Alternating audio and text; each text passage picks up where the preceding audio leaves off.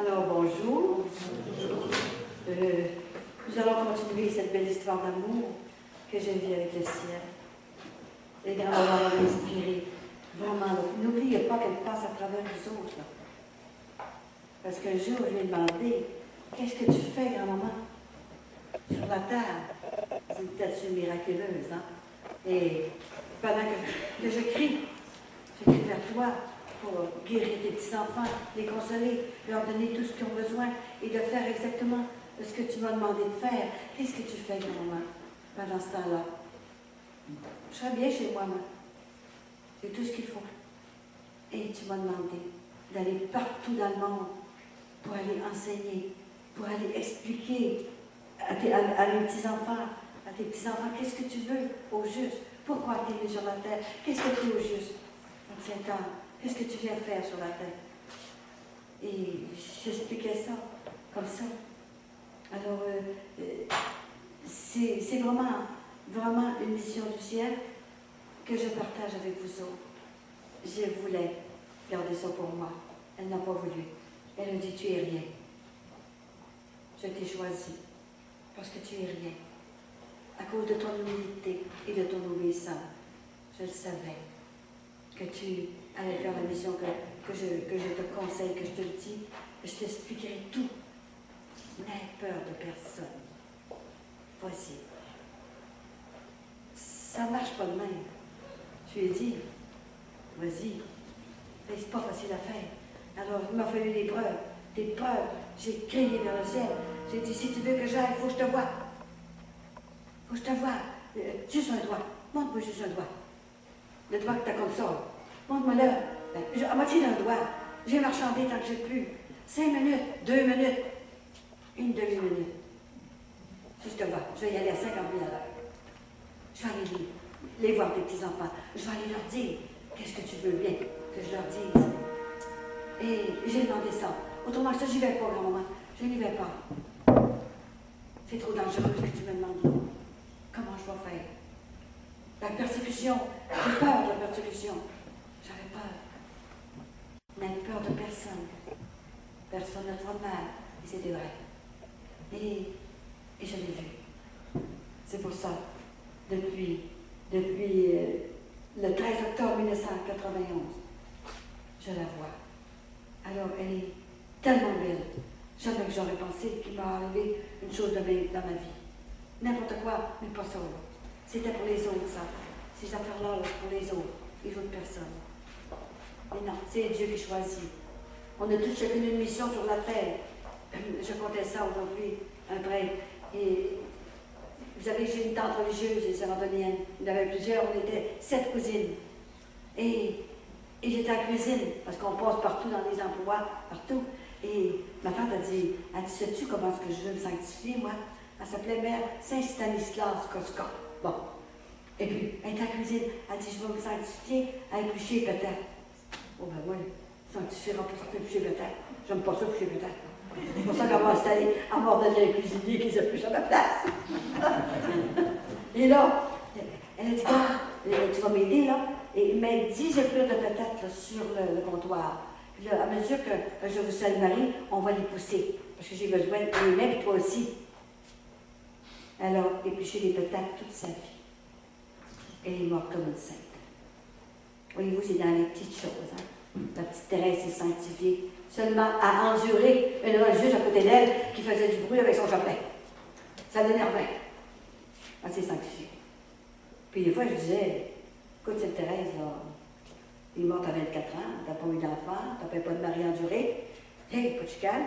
Et j'ai dit, ouais, écoute, j'ai eu 7 enfants, puis une maladie, puis tout ce que tu voudras, puis j'ai 76 ans. En tout cas, dans ce temps-là, j'avais 60 ans quand on m'a demandé ça. Hey, c'est dur, alors, là. Pas une personne se sanctifie de la même façon. Alors, quand ça a commencé, là, vraiment quand ça a commencé, là, je vous assure qu'elle m'avait préparé pendant 40 ans. Et tout à coup, ça a commencé d'abord, premièrement, j'avais 13 ans, vous savez, quand ma mère m'a fait demander à l'hôpital. À 13 ans, tu comprends bien. Ma mère est à l'hôpital, ils vont la soigner, puis elle va guérir. Alors, elle me fait demander à côté de son lit, et elle a dit, Colette, j'ai quelque chose à te dire. Dans ce temps-là, il n'y avait pas de pontage au cœur. Alors, elle a bloqué. Ses artères ont bloqué. Oui, je ne comprenais pas ça. Elle me fait approcher à côté de son lit. Elle dit, Colette, je vais mourir aujourd'hui. Maman, peut-être à l'hôpital, vous ne mourrez pas certain. J'ai pas cru ça. Hein. Oui, oui, la bonne Sainte-Anne va venir me chercher. Hein? Vous ne pouvez pas mourir. J'ai besoin de vous. Ben oui, mais j'ai juste 13 ans. Qu'est-ce que tu vas faire seul dans le monde? T'as ton père. Ben oui, mais c'est ma mère que je vais avoir. Et là, elle dit, j'ai 3 choses à te dire avant de mourir. Écoute-moi bien. C'est la dernière fois que je te parle. Écoute, je lui ai laissé parler, hein. T'es au pied du lit, là, installé comme ça, sur la table, là. Il y a une table de même pour manger, là. Vite, là. T'as installé le même, là. Elle dit, viens à côté de moi. Faut que tu comprennes bien ce que j'ai à te dire. Je me souviens comme si c'était aujourd'hui. Jamais j'oublierai ça. Et là, je suis arrivée à côté de son lit. Elle parlait tranquillement. Elle a dit, Colette, écoute-moi bien. Là, tu vas rester avec ton père. Tu vas l'écouter. Fais pas de mal. Fais pas de mal avec les garçons quand tu vas faire ta jeunesse, là. Tu sais ce que je t'ai enseigné, hein? Tu sais tout ça, hein? Puis quand on se fait les enfants, c'est juste quand on est marié. Tu sais ça, hein? Couche pas avec un gars. J'avais 13 ans. Voyons, je comprenais rien là-dedans. La deuxième chose, elle a dit, écoute-moi bien. Quand tu te marieras, tu marieras un homme qui ne prend pas de boisson. Parce que ton père m'a fait mourir. Elle parlait tranquillement, elle a la misère à parler. Ton père m'a fait mourir. C'est un alcoolique. Elle l'a converti 2 ans avant de mourir. Il est mort comme un saint. C'était trop tard. Elle a enduré le martyr. Quand il n'était pas en boisson, le saint, où est-ce qu'il l'a sauvé? La messe. La messe l'a sauvé. Il n'a jamais manqué sa messe le dimanche. Jamais. Il était bien sous dans la semaine, et puis le dimanche, pas un verre de boisson. J'aurais toujours voulu que ce soit le dimanche. C'était pas le même père du tout. On allait voir la grand-mère, et puis j'étais tellement heureuse, je l'aimais mon père. Mais la semaine, le lundi matin, pouf, à terre. Puis là, on avait peur de perdre ma mère. J'ai vu les gros couteaux. J'ai peur seulement d'une bouteille de bière. Une bouteille, tellement que j'ai eu peur dans la vie.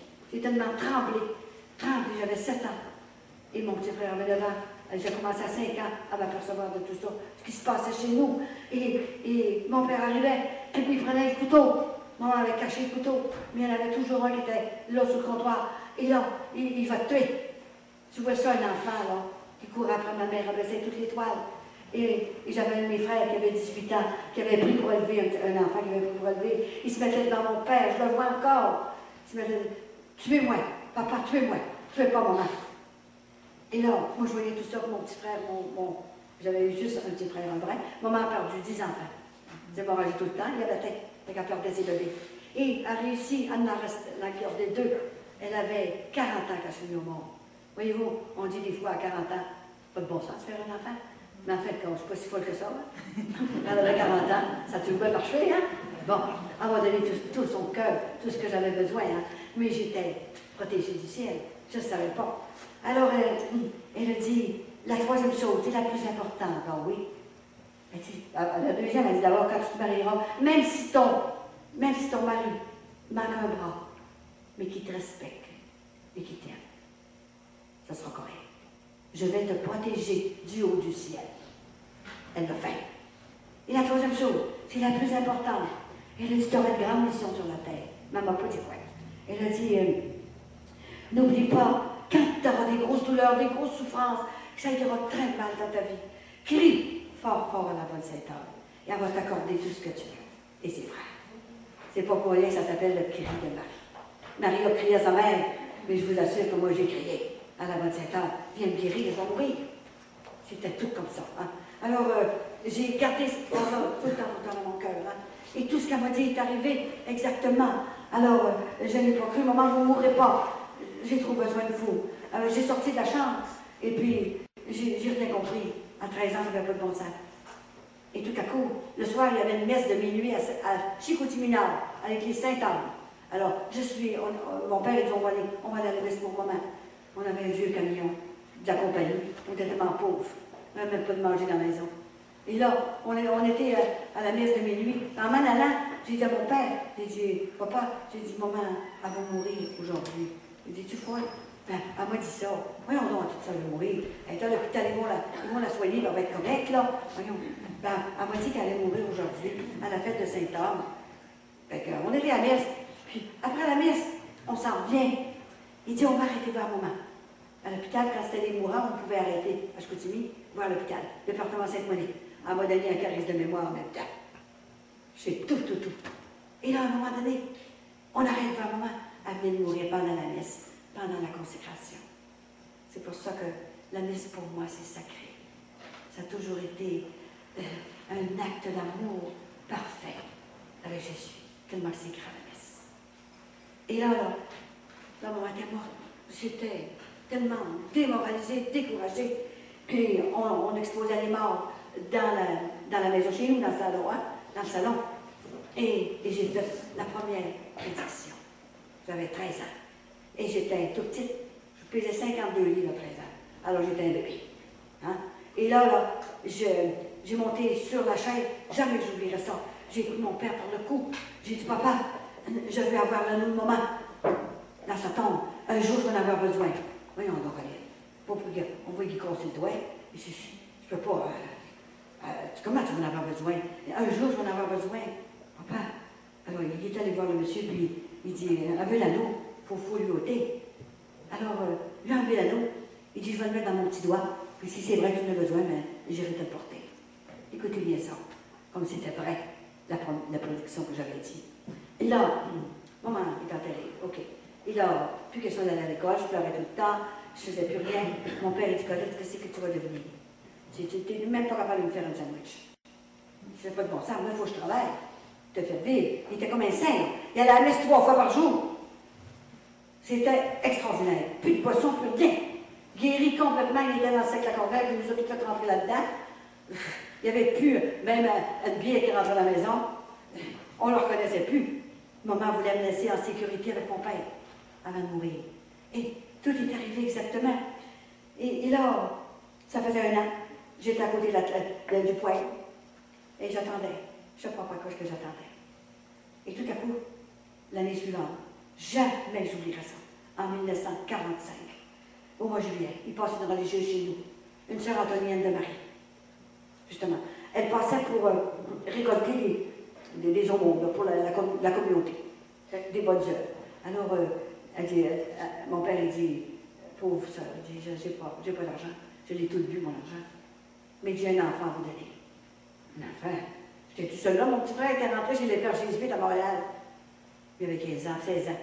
Et moi, j'étais là. Je me suis dit, comment ça? J'ai dit, ça doit être moi, il veut donner.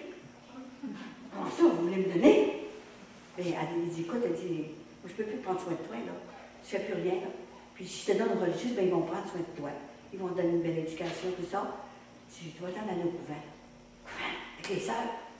On ne va pas au couvent avec les sœurs, ouais. À un moment donné, il s'est passé un bouleversement dans mon cœur, tellement fort que j'ai eu comme une chaleur terrible, ça brûlait dans mon cœur. Et là, la religieuse, elle a dit, ma petite fille, est-ce que tu t'en viendras avec moi au couvent? J'ai dit oui. Je ne sais pas comment ça se fait, j'ai dit oui. C'est vraiment Saint-Anne qui me protégeait, moi, au ciel. Alors, fais ta valise. La valise. J'ai pas de valise, moi. Vous avez trop beau. J'avais des vieilles chocolats que les orteils me sortaient par là. Un petit trou noir avec du craqué ici, là, que maman m'avait fait, là. Pour le deuil, on portait le deuil dans ce temps-là. Et là, je me suis en allée avec la religieuse. La religieuse, elle s'appelait Mère Marie du Divin Cœur. C'est le divin cœur de Jésus qui vient me chercher. C'est lui. Elle s'appelait. Elle aurait pu s'appeler un autre nom. Et là, ils m'ont accepté. J'étais un enfant tout seul avec des religieuses. Et c'était toutes mes petites mamans. Ils m'ont soigné. Ils m'ont donné tout ce que j'avais besoin. Et au bout de 6 mois, ils ont dit, est-ce que tu aimerais ça rester avec nous autres? Ça, après que l'école a été finie, là. Bien, j'aimerais ça. J'ai dit, oui, être postulant, ça. Alors, comme il y avait une postulante qui s'appelait Sœur Colette, vous allez prendre un autre nom. Si je prends le nom de ma mère, elle s'appelait Hélène. Sœur Hélène. Alors, je prends le nom de ma mère. J'ai fait 1 an, postulat, et tout à coup, elle m'a dit, mère générale, elle m'a dit, est-ce que vous voulez rester avec nous autres? Alors, le Seigneur m'avait tellement pris, là, dans tout mon être, là. Il m'avait réchauffé les pieds à la tête, là. Et j'étais plus le même enfant. Dans l'espace d'1 an, j'étais rendue, c'est comme si j'avais 20 ans, dans l'espace d'un an. J'avais compris l'amour de Dieu. Qu'est-ce qu'il avait fait pour moi? Et il m'avait protégée. Et là, j'avais donné maman. Elle était partie. Elle me protégeait. C'était extraordinaire. Alors, je demande pour être religieuse, novice. Et je demande un nom. On pouvait demander le nom qu'on voulait, mais ça ne veut pas dire qu'on l'avait. Alors moi, comme j'étais combattante, j'ai toujours été combattante, là. La foi à transporter les montagnes. Alors j'ai demandé de m'appeler Sœur Saint-Michel-Archange. Imaginez, l'archange. Hey, celui qui a défendu, le défenseur de Dieu. Imaginez, hein. Alors, j'ai dit, peut-être qu'un jour, je défendrai Jésus. D'une façon comme ça sur la tête. Et là, j'ai eu mon nom. Alors, je me suis appelée Sœur Saint-Michel-Archange. Et quand j'ai pris l'habit religieux, mon père était là. Et Monseigneur Melançon, de Chicoutimi, il était évêque. Il est venu pour me donner le Saint-Habit, là, puis mon nom, tout ça. Là. Et c'était extraordinaire. Les anneaux de toutes les autres sœurs étaient dans le plateau, comme quand on se marie, là, puis le prêtre, il bénit les anneaux avant. Là. Alors, mon anneau de ma mère était dans le chose. Mais là, il n'était pas encore dans le plateau. Mon père l'avait encore dans le toit. Alors, c'était rendu à mon tour, là. Je dis, papa, mon anneau, l'avez-vous encore? Oui, je l'ai. Alors, il s'est emmené, puis il a donné mon anneau à l'évêque. Il dit, Monseigneur, c'est l'anneau que j'ai mis au doigt de ma femme. Maintenant, je veux la mettre au doigt de ma fille. Et là, il s'est écrasé à terre. Je le vois encore, là, parce qu'on était comme sur un théâtre, là, puis il y avait des escaliers. Il s'est écrasé à terre, là. Quand il pensait qu'il avait fait mourir ma mère. Et là, qui mettait son anneau dans mon doigt. C'était extraordinaire, tout ce qui s'est passé. Alors là, je me sentais protégée, pas comme les autres. Il y avait quelque chose qui se passait dans moi. Et j'étais 5 ans religieuse. Et là, à l'âge de 20 ans, j'étais l'épouse du Christ. J'étais tellement heureuse, tellement. Et le plus beau, j'avais besoin des prêtres. C'est pour ça que grand-maman m'a envoyé des prêtres spéciaux pour moi, pour cette mission. Elle fait plus que ça. Elle fait plus que m'envoyer des prêtres spéciaux qui m'ont reçu dans les églises. Et elle m'en prépare. Là, j'en ai envoyé avec la mission de Saint-Anne, j'en ai envoyé 54 faire des prêtres. Et j'en ai 17 de reçus. 17 jeunes hommes de reçus de tous les âges. Et c'est mon directeur spirituel qui en prend soin de 3 que je lui ai envoyés là. Il y en a un qui ne voulait pas le prendre au séminaire de Montréal. Il ne voulait pas le prendre parce qu'il avait 55 ans. Voyons donc. J'ai dit, il y en a un, j'ai dit dans la Nouvelle-Écosse, oui, parce que je suis allée à la Nouvelle-Écosse, c'est ça, 80 ans, il était suprême. Puis j'ai été prêché là, dans l'église, la belle église qu'ils ont là. Et puis, c'est incroyable. L'évêque m'a fait demander, puis il dit, vous allez faire 1 an de théologie pour savoir les sacrements, les donner, tout ça. Là. Puis il dit, ça fait 50 ans que vous êtes chez frère. Il dit, vous savez, les Eudis, Saint-Jean-Eudes. Hein? Il dit, maintenant, vous n'avez pas besoin de faire 4 ans. Vous savez. Puis ce frère-là, qui était frère, ça faisait 50 ans qu'il était frère, il avait toujours désiré faire un prêtre. Et quand ses confrères se mettaient couchés sur le ventre pour être sous-prêtre, là, il chéquait en arrière. Moi qui aurais tant aimé faire un prêtre. Puis il voyait tous ses confrères là, qui étaient à terre, là, couchés pour être sous-prêtre. Puis il y avait ça dans le cœur encore, mais je suis bien trop vieux maintenant. Et imaginez que l'évêque m'a fait demander. Puis il dit, frère, est-ce que vous aimeriez ça faire un prêtre? Je dis, j'aimerais ça. Voyons. Il a été reçu à 80 ans. Ça fait 6 ans qu'il est prêtre. Il est en bonne santé. Puis il rend service. Il rend des services énormes au diocèse. Voyez-vous comment est-ce que c'est? Alors, moi, elle m'a envoyé, comme ça, j'en ai 17 de reçus partout dans le monde. J'ai même un jeune homme, un moine, que grand-maman Saint-Anne est allée chercher. Puis cette année, il a fait ses vœux perpétuels. Je l'ai fait rentrer chez les moines par mes prières personnelles. Et il était dans la cale d'un bateau, une fille à chaque port de mer. Beau comme un cœur, 25 ans. Grand-maman est allée le pêcher dans la cale du bateau. Parce que sa mère priait. Sa mère priait pour son fils. Elle avait seulement ce fils-là. Elle faisait des sacrifices. Puis elle priait, elle acceptait les chicanes de la maison. Et son mari, qui n'était pas toujours fin pour elle, elle acceptait tout ça pour que son fils revienne à Dieu. Et imaginez, elle est allée le pêcher. parce que je l'ai envoyé. Il est à Rimouski. Sa mère, elle l'appelle un jour, Benoît, est-ce qu'il y a une femme qui voit la voix de Sainte-Anne, la grand-maman? Tu sais qu'une grand-maman, là, hein, il s'est fait pour gâter. Et elle nous le dit souvent. Veux-tu aller la voir à Sainte-Anne-de-la-Pocatière? OK, va faire une retraite là. Vas-y. Alors, c'est extraordinaire. Sainte-Anne est allée chercher comme ça un beau gars. Quelqu'un de vraiment là, de beau. Et puis, elle est allée chercher et il est venu, il s'est loué un char à partir de Rimouski à venir Sainte-Anne-de-la-Pocatière avec deux de ses confrères qui étaient mécaniciens dans le bateau, dans les bateaux. Et il est venu. Il venait juste pour une soirée, l'après-midi le soir. Il n'a pas été capable de partir. Il a resté couché. Il a demandé aux frères, on peut avoir une chambre, on peut plus partir. Et j'ai encore besoin. Ils sont venus me voir tous les trois. Et il est parti rien que le lendemain. Et puis, 15 jours après, il m'appelle. Il dit, Madame Coulon, je ne sais pas qu'est-ce qui m'arrive. Je sais pas. Je ne peux plus être mécanicien. Je ne peux plus rencontrer des filles à chaque port de mer. Avec votre conférence, tout ce que vous avez dit là, il faut que je prépare mon grand voyage. Vous allez rire de moi, je suis jeune, mais je ne sais pas quand est-ce que je vais me noyer. Je ne sais pas quand est-ce qu'il va m'arriver un accident. Qu'est-ce que je fais, c'est très dangereux. Les gens, qu'est-ce que je fais? Et là, j'ai réfléchi. Et puis, je veux entrer chez les moines. C'est qui me dit là, chez les moines? Ben, j'ai dit, vas-y, tu vas voir, là. J'ai dit, vas-y, prends un congé, vas-y. Madame, vous allez à Medjugorje, est-ce que je peux aller avec vous? Parce que j'aime tellement Marie aussi. Et elle va me donner le poussé. Puis grand-maman va faire le reste. Ah oui. Alors il vient avec moi à Medjugorje. Il se convertit.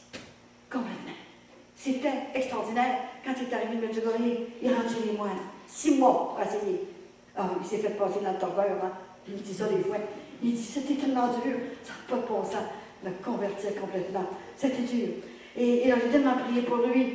Imaginez qu'il a été reçu cette année, justement, là, le 26 juillet, à la fête de Sainte-Anne. Ils m'ont invité. Vous allez venir faire la conférence, justement, chez les moines, à Saint-Benoît-du-Lac. Et c'est moi qui ai parlé aux moines qui a fait la conférence de son ordination, de dire ses vœux perpétuels. Ensuite, il va être aussi prêtre après. C'est extraordinaire. J'en ai un autre au New Jersey, à New York. J'arrive là, dans l'église, et tout à coup, après la conférence, il y avait un jeune homme, un beau jeune homme il devait avoir 23 ans. Il était dans le fond de l'église. C'était fait comme en croix, l'église, là. C'était comme ça, là, chaque côté. Et tout à coup, mon interprète m'a dit, il y a un monsieur qui veut vous voir en arrière, un jeune homme. OK, je vais le voir. Et il parlait en anglais, c'est sûr, hein? Alors il m'interprétait. Qu'est-ce que tu veux, mon garçon? Mais il dit, savez-vous, il dit, moi, ça fait longtemps que je pense de faire un prêtre. Mais je veux entrer seulement l'année prochaine au Grand Séminaire. L'année prochaine? Ah oui? Qu'est-ce que tu fais en attendant? Et il dit, je suis content. J'ai mes études, comptable agréé. Et j'ai le don. Et puis peut-être que, je ne sais pas, je ne me décide pas à la marier. Je ne sais pas pourquoi, il y a un blocage à quelque part, mais j'ai toujours cet appel-là. Qu'est-ce que j'ai, madame? J'ai toujours cet appel-là. Jésus crie dans mon cœur. Il veut m'avoir. Et moi, je me défends, je ne veux pas trop y aller. Je suis pris avec toutes sortes de choses. Qu'est-ce que vous avez à me dire comme ça? Et tout à coup, grand-maman Sainte-Anne commence à me parler. Elle les oreilles bien simples, vous le dire, il était là avec moi. Et là, elle m'a dit, dis à mon petit garçon d'entrer tout de suite cette année. L'année prochaine, il aura perdu sa vocation. Dis-lui. Mais Paul Sainte-Anne, es-tu sûr que je vais lui dire ça, hein? Alors, imaginez, hein? Je suis humaine aussi, là. C'est pas facile de se poser des questions. Et là, c'était extraordinaire ce qui s'est passé, je vous dis. C'était merveilleux.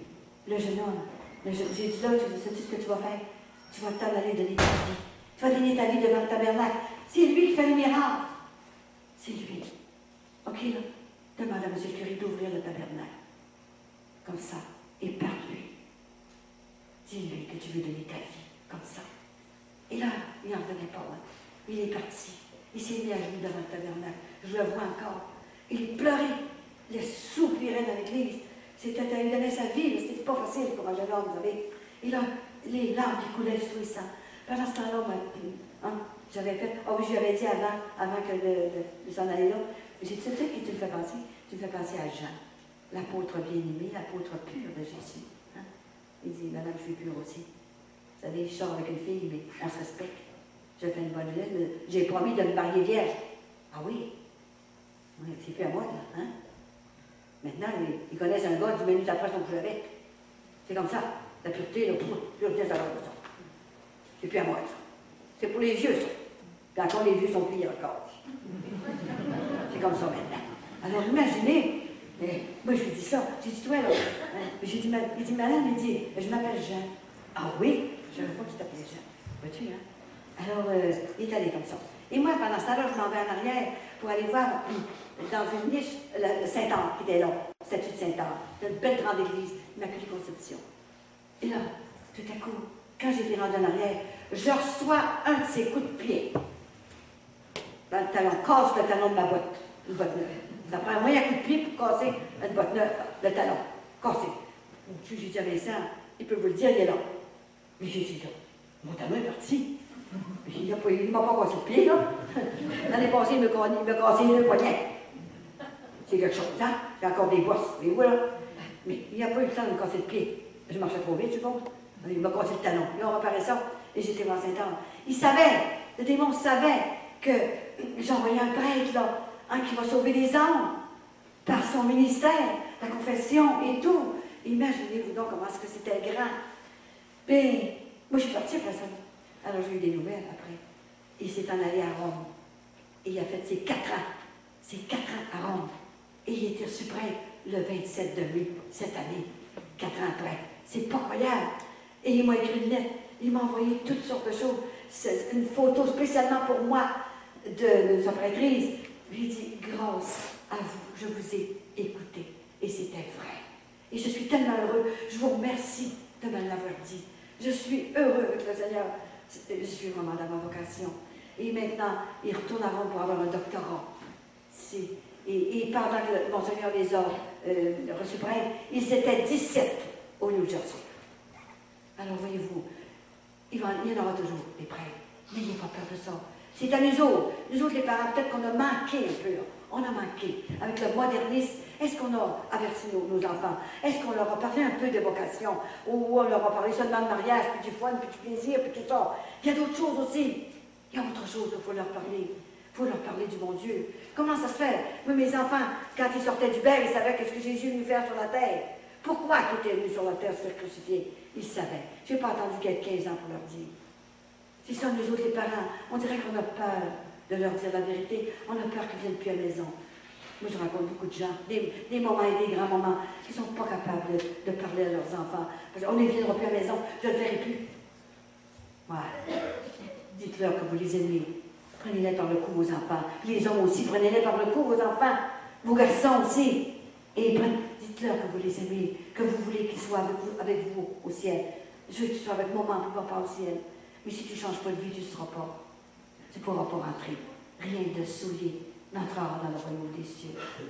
L'éternité à part de ça. On ne peut plus se prendre. On ne revient plus. Hein. Je n'ai pas besoin de vous dire tout ce qui se passe sur la terre. La terre est déchaissée. Et Dieu va faire son projet. Il va venir secouer la terre. Il va venir pour que nos jeunes se reprennent en main. Ils sont perdus. 85% de ces petits-enfants vivent en état de péché grave sur la terre. Alors il faut leur dire la vérité, leur expliquer son message. Quand elle a dit, connais mon message, dis à mes petits-enfants de déposer les commandements de Dieu au mur. C'est votre passeport pour le ciel. Vous n'entrerez pas autrement. C'est la foi. La foi transporter les montagnes. On ne peut pas rentrer si on n'a pas la foi au ciel. C'est fini, on ne peut pas rentrer. Et ensuite, les sacrements. Dieu nous a tout donné. Tout.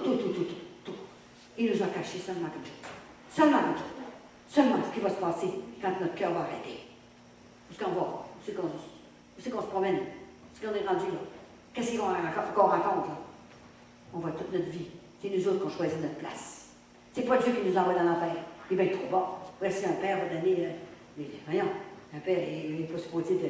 Hein, notre papa, mon Dieu, c'est lui qui va nous. C'est pas lui qui va nous envoyer dans l'enfer. On est des enfants de Dieu. Mais ceux qui ne veulent pas y aller, il les laisse libres. Alors, c'est l'éternité dans l'enfer. Et elle a un enfer. Je ne croyais pas à l'enfer. Plus ou moins. Je trouvais que Dieu était tellement miséricordieux, ça n'a pas de bon sens qu'il criait un enfer. Je ne dis pas pour une fin de semaine, mais pas pour l'éternité. peut y aller, je ne sais pas, là, 15 jours, quelque chose, là. Mais pas pour l'éternité, ça n'a pas de bon sens. Hey, c'est brûlé pour l'éternité, puis c'est pas encore le feu. Il y a de la braise, OK. Mais Thérèse de Villard, elle est allée dans l'enfer 3 heures, parce qu'elle sortait, puis elle n'était pas tellement bonne. Mais Dieu avait décidé qu'elle voulait comme une sainte, puis comme un docteur de l'Église.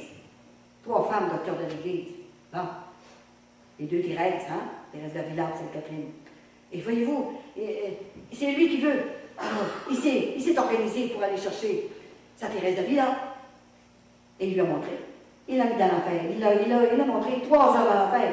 Elle est montée tout brûlée. Je vous assure qu'elle a changé de vie.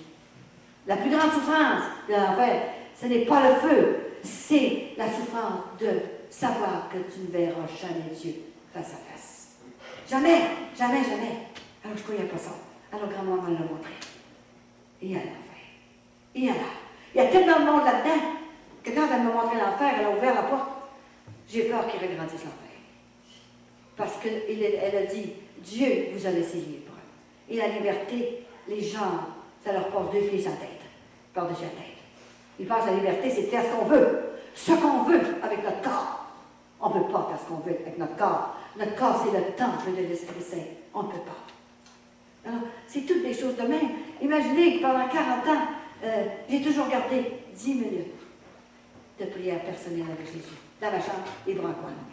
Seulement, c'était pas gros, 10 minutes par jour. Jésus, je m'excuse, mais je ne peux pas te donner plus que 10 minutes. Regarde, j'ai 7 bébés, là. Bon, la plus vieille donnait le lait au bébé, puis là, j'ai dit, m'envoie un petit peu dans ma chambre. Maman, comment ça se fait que tu t'envoies dans ta chambre tout le temps, tous les jours, 10 minutes? Je t'explique ça un jour, OK, là? Tu vas donner le lait au bébé, là, je vais revenir dans 10 minutes, là, hein? J'ai donné ça à Jésus, c'était pas gros, mais c'était de bon cœur. Je lui donnais. Et il me préparait, lui, ici, pendant ça, là. Jamais que j'aurais pensé de faire ce que je fais là. C'était pas facile, au début, aller dans des églises, il y avait 1000 personnes à New York, là, j'ai tout fait ces églises-là. Là. Écoutez, je parlais même pas l'anglais, et j'ai tout fait ça. Ça prend une grâce divine, je vous le dis, pour faire ce que je fais là. J'étais bien chez nous. Alors j'ai tout abandonné pour ça. C'est ça la mission de Saint-Anne. Elle a voulu venir sur la terre pour nous aider. Et c'est par des miracles et tout. C'est sûr que moi, je lui demandais, un jour, je lui ai demandé, j'ai dit, grand-maman, écoute là, vous savez que c'est Alphonse de Liguori, c'est le fondateur des Rédemptoristes, qu'on a un Rédemptoriste aussi, hein? Je pense que c'est un cadeau de Saint-Anne, qui nous a envoyé un père, un grand ami, il est venu chez nous d'ailleurs, et puis, je suis tellement contente qu'il soit ici, venir aider à nous épurer. Et il a dit, ceux qui prient se sauvent, mais ceux qui ne prient pas se damnent. C'est pas moi qui l'ai dit, là. C'est Saint Alphonse de Liguori. Alors on ne peut pas, ça prend la prière, on ne peut pas rien faire sans la prière. C'est pas 24 heures à genoux, là. Ça prend de l'équilibre aussi. Tout faire pour Jésus. Prier. Essayez de le connaître, plus ou moins. Mais quand on ne connaît pas quelqu'un, on ne peut pas l'aimer. Moi, je vous connais, je vous aime. C'est terrible. Quand j'aime ce curé, je l'aime-tu, à monde? Hein? Si c'est un amour de curé. Mais si je ne les connaissais pas, si je l'aimais comme ça, comme mon frère, mais je ne le connaissais pas. Maintenant, je le connais. Mais c'est un papa. C'est un papa pour moi. Puis tous ceux-là que je connais, il y en a 500. Est-ce qu'on a le cœur assez grand pour tout ramasser, ces prêtres-là, ces pères-là? Hein? Ils ont compris. Et beaucoup de pères de rédemptoristes sont quand même passés. Ils ont tout compris. Et le père Tremblay a compris que je ne pouvais pas inventer ça. Il est venu chez moi, puis il a discerné. Avec leur sacerdoce, ils peuvent guérir. Ils peuvent discerner tout ça. Parce qu'ils remplacent Jésus sur la terre. C'est tellement grand, le prêtre. Et Jésus m'en a parlé une demi-heure de temps après. Il leur a donné un message pour les prêtres aussi. Et c'est extraordinaire comment il peut les aimer. C'est lui qui les choisit dans le sein de leur mère. Et quand maman m'a dit, une maman qui a donné un prêtre à l'Église, sa vie éternelle est exaucée. Elle va au ciel. Elle ne peut pas aller en enfer. Elle va au ciel. Tout droit. Quand une maman a donné un prêtre à l'Église, c'est grand, hein? Parce que les enfants, c'est les autres qui portent, là. Les hommes sont besoin d'un homme, OK, mais c'est la maman qui porte l'enfant. Alors, imaginez, quand une maman a donné un prêtre à l'Église, j'en connais un, justement, au Lac-Saint-Jean. Bon, il y en a deux. La maman en a donné 3. Le père Fortin, hein, les pères Fortin. Et si on nous voit tous les trois, puis le dernier, c'est moi qui l'ai envoyé faire après. Il va être reçu, le dernier, là, il va être reçu quand le pape va venir à Québec. Le congrès qui va avoir. Il va être reçu pour être là. Le troisième prêtre que cette maman-là a donné à l'Église. Alors, elle est trois au ciel, elle doit être au premier étage. C'est comme ça. Il faut se dire, on n'est pas fait sur la terre pour toujours souffrir. Écoute, bon Dieu avec ça, là, puis bon, je vais accepter la volonté de Dieu. Non, il faut se défendre. Écoutez, c'est eux autres qui ont la puissance, là. Il faut dialoguer avec eux autres. J'en ai assez, là. Bon, fais quelque chose, là. Moi, je veux bien t'aimer, là, mais c'est toi qui as la puissance. Moi, j'ai aucune puissance. Qu'est-ce que je vais faire, là? J'ai besoin d'être en bonne santé. J'ai besoin d'un rein. J'ai besoin d'une hanche. J'ai besoin de quelque chose, là. Voyons, il faut leur demander. Il l'a dit. Il faut avoir la foi. Écoute, j'ai un cancer, moi, là. Écoute, j'ai un enfant encore élevé. Là. Je ne peux pas partir de même. J'avais 5 élevés, moi. 3 cancers. Voyons, pas une secteur. Je ne peux pas mourir tout de suite, là. Laisse-moi le temps qu'ils soient assez vieux pour savoir ce qu'ils font, qu'ils la tête et les épaules, là. Après ça, ils vont me chercher, là. Mais il faut que je finisse des éduqués, là, dans le Seigneur. Elle l'a fait. J'ai demandé, pas rien qu'une fois de temps en temps, 3 fois par jour.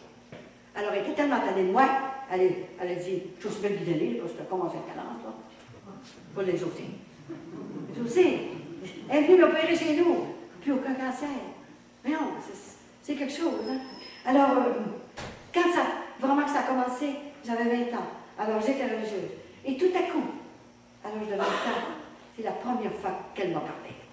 Je ne connaissais pas ça, l'élocution intérieure, je n'avais beau être religieuse, je ne connaissais pas ça. Et elle commence à 20 ans, tout à coup, dans ma cellule, j'étais au grand séminaire de Chicoutimi.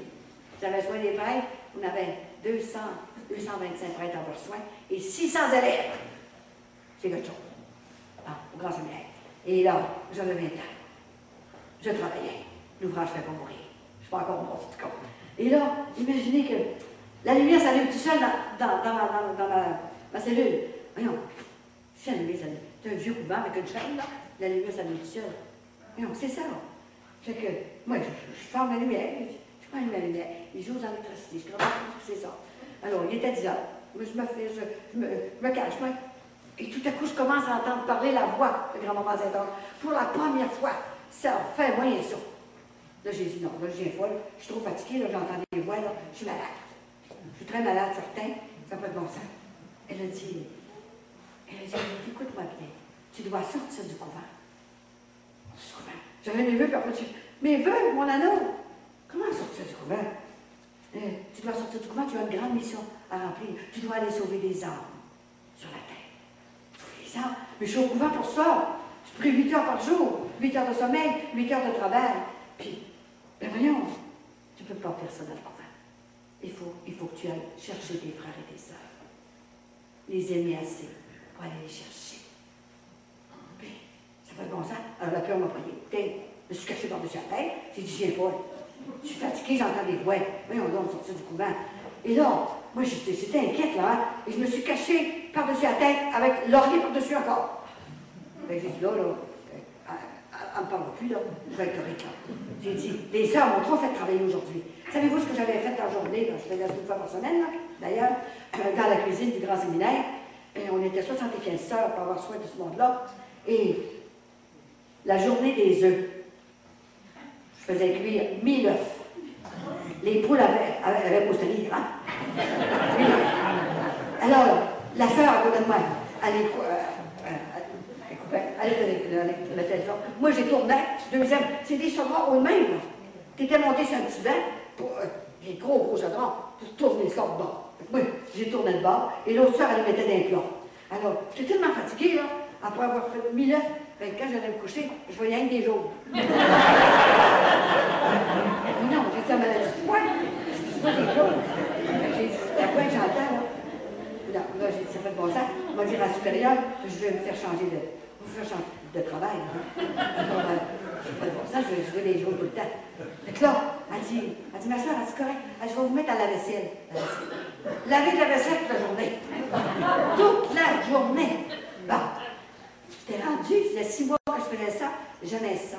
J'étais lui dire, mais savez-vous que j'aime ça, la vaisselle? Mais tu vas rester encore 6 mois. 500 élèves, 200 médecins. En tout cas, là, il m'est arrivé des choses là, moi, terribles. Les 200 prêtres qu'on prenait soin, les 225 pour manger, il y en a un qui arrive à côté de moi, c'était un supérieur. Je me dis, oui, j'ai fait ma vie ici, moi. Et tout à coup, il m'arrive un prêtre. C'était 2 frères, prêtre suprême. Il m'arrive un prêtre et il s'occupait de l'infirmerie. Bon. Puis nous, on ne sert pas au coraux, comme ça. Il dit, ma soeur, est-ce que vous allez sortir du couvent? Pensez-vous de sortir? Comment sortir du couvent? Qu'est-ce que vous dites là? On n'a pas le droit de se parler, là, en coraux. Je ne sors pas du couvent, moi. Je suis bien heureux. Mais c'est là, il dit, si vous sortez, il dit, moi je vais sortir aussi. Je vous trouve de mon frère. Oh, il dit, tu peux te lever de bonheur, c'est pas moi qui va te tomber sur terre. Je sors pas du couvent. Voyons, moi je sors pas. Et puis là, il était chercher ses affaires. Et le supérieur avait entendu sa conversation-là. Il vient voir ma directrice, là. Qu'est-ce qu'elle a parlé au prêtre comme ça? Il m'est arrivé toute son expérience. Hein. Alors, j'ai changé d'emploi encore. Alors, j'étais aux chambres des prêtres, au grand séminaire. Je faisais leur chambre. Tous les matins, je faisais le tour. Les prêtres, il y en avait qui étaient professeurs, puis tout ça. Là. Et je faisais tellement bien leur chambre, tellement par amour, hein, que je faisais tout par amour. Alors, il y en a qui me mettaient des boîtes de chocolat. Il marquait à mon petit Michel. Je m'appelais ça, M. Larcan. Voyons donc. Puis moi, mon défaut, je ne sais pas si c'est un défaut, là, j'aime le chocolat. C'est pas de ma faute, hein, devant une boîte de chocolat, je chante. Si je fais un sacrifice, j'en ai à la série, là, pour 2-3 jours, là, c'est le plus gros sacrifice que je peux faire. C'est grave, hein? C'est ça. Bon. J'ai ça dans le sac, chocolat. Hein? Et puis là, j'avais le chocolat. Oh, puis je peux le cacher dessous mon lit. Mais j'avais pas d'eau. Il y a une petite voix qui me disait par en dedans, tu ne peux pas rien garder, pas porter ça à ta mère supérieure. Alors, mon chocolat, j'allais le porter à ma mère supérieure. Je ne le voyais plus. Hein? Je ne le voyais plus. C'était comme ça. Change encore d'emploi. Fait que là, il avait m'envoyer à New York, à Brooklyn. Il y avait une communauté qu'on avait soin des prêtres là. Alors, grand-maman ne voulait pas que je m'en aille à Brooklyn. Peut-être que je parlerais l'anglais, par exemple. Mais j'aurais pas le temps de contenter tout le monde si je parlais d'autres langues. Et là, c'était extraordinaire ce qui s'est passé. C'est là, le 7 janvier. Ça arrivé le 7 janvier, j'avais 20 ans, 1951. Bon. Et là, tu dois sortir du couvent. Bon, ça ne marchait pas. Je voulais pas. J'avais peur.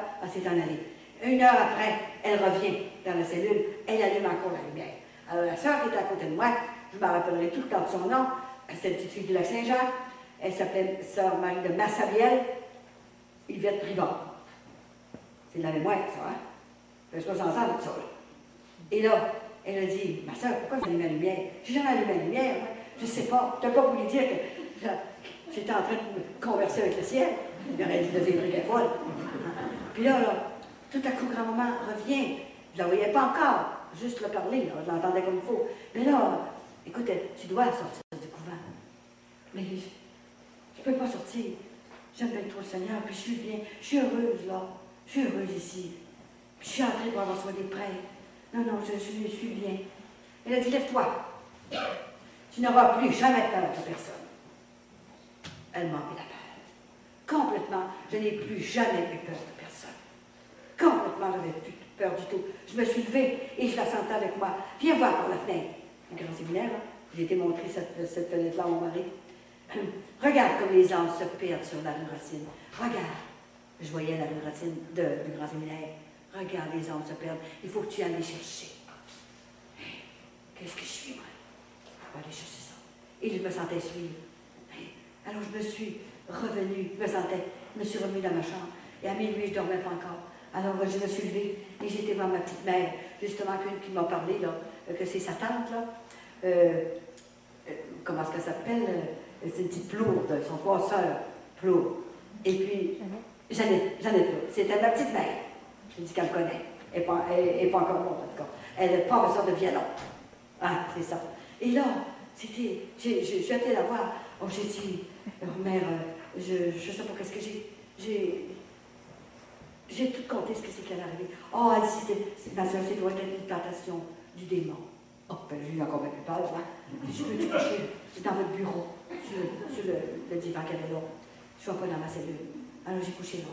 Elle dit, on verra tout ça demain, comment ça va. Et toute la semaine, là, je suis plus capable de travailler. Il faut que tu sortes, tu vois. J'ai besoin de toi. J'ai besoin de toi. Mais j'ai dit, qu'est-ce que j'ai? Alors, mère supérieure, ma petite mère, et on est allé voir l'évêque. Parce que j'avais mes vœux. Alors, je confirme M. Melançon, tout ça. Et il a dit discerner avec son sacerdoce. Là, j'ai vu qu'un prêtre, c'est fort. Extrêmement fort. Il faut en avoir confiance. Arrêtons de parler mal de nos prêtres. Parlons en bien de nos prêtres. Et aidons-leur à nous aider pour qu'ils puissent se sanctifier aussi, qu'on puisse les suivre. Et là, c'était extraordinaire. Monsieur Melançon, il dit, madame, c'est vrai, vous avez une vocation de 5 ans. Allez-vous-en. Je vais signer la dispense de vos vœux. Alors, il a signé la dispense de mes vœux. Vous ne pouvez plus entrer dans aucune communauté. Votre mission sera sur la terre, avec la mort, comme ça. Et j'arrivais chez nous, mon père était remarié. C'est comme si j'avais sorti d'une autre planète. Là, j'arrivais chez nous. Le matin, je cherchais mon costume. Vous savez comment c'est beau, le costume des cérémoniels en blanc, avec un scapulier en avant. Même les prêtres, beaucoup s'en vont mourir là, dans la communauté. C'est extraordinaire. Et là, j'ai sorti. C'était très, très dur. Et là, j'ai dit, j'allais à la messe tous les matins. J'ai dit, comment ça se fait que tu veux plus de moi? J'étais ton épouse. Maintenant, tu vas me préparer un bon mari. Moi, je ne peux pas rester de même. Qu'est-ce que je vais faire? Niaiser sur la terre. Moi, je n'ai pas le temps de niaiser sur la terre. Il faut que je fasse quelque chose. Bon, alors, j'étais organisatrice. Imagine-toi. Là, j'ai dit, prépare-moi un bon mari pour que je puisse fonder un foyer, avoir une famille, comme ça. Oh, c'était extraordinaire. Et là, je rencontre un jeune homme. Il venait de sortir chez les frères. Où était sa même longueur d'onde? Mes diplômes de musique. Alors, j'étais dans un orchestre. Et j'étais enfant de Marie, j'étais toutes sortes de choses que je faisais. Hein. Et là, imaginez-vous donc que Grand-Maman Saint-Anne était là pour me protéger, me présenter l'homme que j'avais besoin. Et qu'elle aussi, elle avait besoin.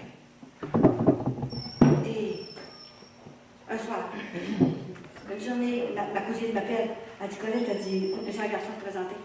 Ah oui? Est-ce qu'il prend un coup? Je prends la boisson. Parce que j'ai le peine d'amour, alors. Bon. Ah, je pense pas. En tout cas, pas plus qu'un autre, là. Il a besoin. Puis là, imagine-toi qu'elle dit, viens chez nous ce soir, je vais te le présenter. Il y avait un restaurant, à Grande Baie, justement. Alors, je vais rencontrer ce gars-là. Et puis, il vous dira ce que c'est qu'il a ressenti, lui, dans son témoignage, tout à l'heure.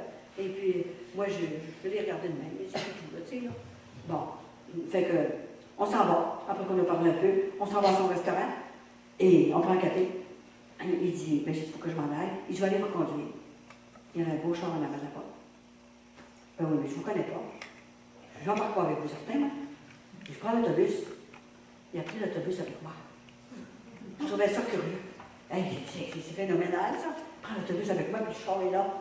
Fait qu'il m'a conduire à Bagotville, hein, ville de la ville.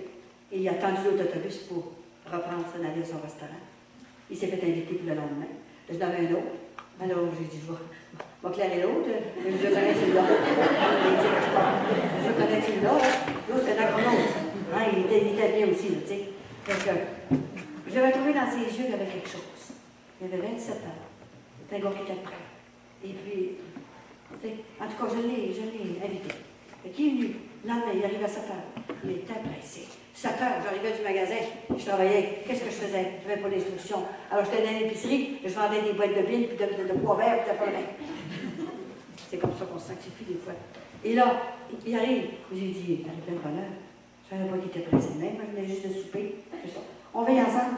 Et pendant la soirée, il me demande en mariage. C'est fou. C'est un fou, ça. De l'autre, ça l'éloigne, puis c'est un fou. Moi, je ne me marie plus, là. Non, là, il arrivera ce qu'il pourra, là. Il n'y a pas de corps de moi qui a du bon sens. Mais c'est pas ça que je veux, là. Mais il dit, monsieur, tu sais, je vous connais pas, moi, là. Je peux pas vous aimer. Mais oui, mais on s'est... Ça fait 4 heures qu'on s'est rencontrés. Je ne m'en rappelais même pas de lui. Et bon, on se marie pas comme ça. Moi, la mariage, pour moi, c'est indissoluble. Et c'est sérieux. À moins de se faire martyriser, là. Tu es obligé de te laisser, là, franchement, on ne se fait plus non plus, là. Et là, mais j'ai dit, mais je ne connais pas, là. Oui, mais il dit, je sais. Moi, il dit, je vous aime. Ben, mais déjà, tu suis, il dit, quand je vous ai vu. Ben oui, moi, je vous aime pas. Ça marche pas même, ça. Et là, ben, il dit, on se marierait dans 40 jours. Hein? Ben, attends une minute, là. Hein? Il dit, je vais vous laisser la nuit pour y penser. La nuit pour y penser. Vous me donnez la réponse demain. Oh, ben, attends une minute, là. C'était terrible, comme il me disait. Alors, il s'est en allé. Demandez-vous pas ce que j'ai passé la nuit, hein. C'est à corde à linge. À genoux, couché, les bras en couette. Maman, qu'est-ce que je vais faire, maman? Bonne sentence, qu'est-ce que je fais? J'engage ma vie, là. Es-tu correct pour moi, celui-là? Là? C'est-tu lui que tu veux, là? Maman, fais quelque chose. Là, je criais, là, dans ma chambre tout seul, là, hein? Et j'ai pas dormi la nuit. Le lendemain, j'ai travaillé. Le lendemain soir, il est arrivé. Et puis là, on s'est assis dans le salon. Et puis, il dit, qu'est-ce que vous avez décidé? Savez-vous, j'ai prié cette nuit. J'ai souffert pour ça. Le mariage, pour moi, c'est important. C'est quelque chose de grand. Parce que vous m'avez dit que j'avais été religieuse et que je ferais une bonne maman pour mes enfants. Je ne sais même pas si je m'en aurais. Ça fait que là, j'ai décidé de dire oui, pour la meilleure et pour la pire. C'est vraiment le ciel qui a préparé ça. Grand-maman en avait besoin. Je ne savais pas que ça allait être lui. Et on s'est mariés le lendemain du jour de l'an, le 2 janvier. Imaginez, c'est le nom de Jésus. La fête de Thérèse, l'enfant Jésus. Une de mes patronnes. Fait que c'était, et ça fait 52 ans qu'on est ensemble. Et c'est le bonheur, tous les deux. C'est extraordinaire. Parce qu'elle est allée chercher, avec mon mari, elle est allée lui faire son éducation spirituelle. Il n'était pas méchant, mais il était comme les autres. C'était un homme. Elle est allée vraiment le chercher avec le cœur. Dans le cœur, elle l'a transformé. C'est merveilleux. Il faut avoir vraiment, vraiment la foi. Et nous avons besoin d'avoir des bons maris, de bons hommes. Et les femmes, demandez à Jésus. Demandez à Marie et grand-maman Sainte-Anne. Elle est spécialiste là-dedans. De changer nos maris pour qu'il y ait un respect envers nous. Qui nous aime vraiment, vraiment, comme Jésus a aimé le Père. Il a fait sa volonté. C'est ça. C'est le bonheur. On est sur la terre pour être heureux sur la terre. Pas seulement pour souffrir. On a le droit au bonheur aussi sur la terre. Et voyez-vous, on a eu 7 enfants dans 10 ans. Et je devais mourir à chaque fois. Chaque fois j'avais un bébé. J'étais pas normale. J'avais pas, mon utérus n'était pas normal. Et je devais mourir à chaque fois. Et voyez-vous, j'ai passé à travers tout ça. C'est merveilleux, la mission. Et elle m'a préparé pendant 60 ans. Et à 60 ans, elle est venue me demander. Elle-même, l'arrivée de Sainte-Anne-de-Beaupré. Elle est arrivée, j'étais arrivée dans ma chambre. J'ai dit à Vincent, je vais aller me changer. Il était 3 heures l'après-midi. On avait eu un congrès. Parce que j'avais travaillé comme zélatrice pour vendre des abonnements pour la guérison de ma paralysie, tout ça. Et j'avais dit que je travaillais pour elle le restant de mes jours. Mais je ne savais pas qu'elle allait me demander une chose pareille. Et là, tout est arrivé là. J'arrive dans ma chambre, je me suis sentie tout engourdie. J'ai pas eu le temps de me changer. Et j'étais engourdie des pieds à terre. Elle m'a engourdie parce qu'elle savait, elle avait peur que je me sauve. Il a fallu qu'elle m'engourdisse parce que je me serais sauvée de ma chambre. Pour ne pas entendre ce que c'est qu'elle me demandait. Alors, elle a commencé à me parler du plafond. Attendez-vous chez vous, là, commencez à parler. Vous entendez des voix du plafond. Elle a dit, n'aie pas peur. C'est ta grand-maman du ciel qui te parle. C'est pour ça maintenant, il faut l'appeler grand-maman. On n'appelle plus la bonne Sainte-Anne. Sainte-Anne, c'est grand-maman Sainte-Anne. Elle mérite bien le titre de grand-maman Sainte-Anne. C'est la grand-maman de Jésus. Il nous l'a prêté. Jusqu'au temps que Dieu vienne nous chercher sur la terre. On va l'avoir avec nous autres. Il faut en profiter parce que c'est la plus puissante au ciel après Marie. C'est extraordinaire. Et elle a commencé à me dire ça. J'ai besoin de toi.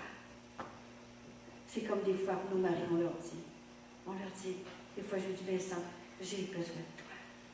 Ça fait plaisir à nous, les femmes. C'est ça, là. Jardinons notre jardin. Disons-leur à notre mari, j'ai donc besoin de toi. Si tu le savais. C'est vrai. Ça me fait plaisir. Et là, elle a dit, Il a dit, je désire que tu me fondes une mission. Je veux rien fonder. J'ai fondé tout ce que j'avais à fonder. Qu'est-ce que tu veux au juste? Je répondais à la voix. Il a dit, je désire aider ma fille Marie sur la fin d'un certain temps. Elle n'a pas dit la fin du monde.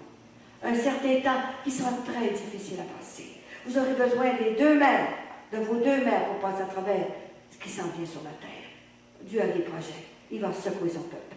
Parce qu'il ne veut plus perdre ses enfants. Le malin est en train de lui voler ses enfants que Dieu qui crée lui-même. Parce que lui, il n'est pas capable de créer. Je vous expliquerai ce soir de quelle façon. Et là, elle a dit, je désire aussi sortir de la basilique. Ben, t'es encore là, t'es encore en basilique, là. Avec un petit instrument comme toi, pour que tu ailles partout dans le monde, pour aller avertir mes petits-enfants, aller lui dire mes merveilles. Mes petits-enfants m'ont oublié. Ils ne me connaissent plus. Ils ont besoin de moi seulement à ma fête ou à ma neuvaine. Ensuite, ils n'ont plus besoin de moi. Je ne viens pas prendre la place de Marie, ma fille. Je viens lui aider. Et la troisième chose, tu dois parler de moi 12 mois par année. Alors, non. Attends une minute, là. Pas 12 mois. Je ne peux pas donner 12 mois, OK? Ouais, je peux donner 2 mois. Elle a dit, c'est 12 mois que je vais avoir.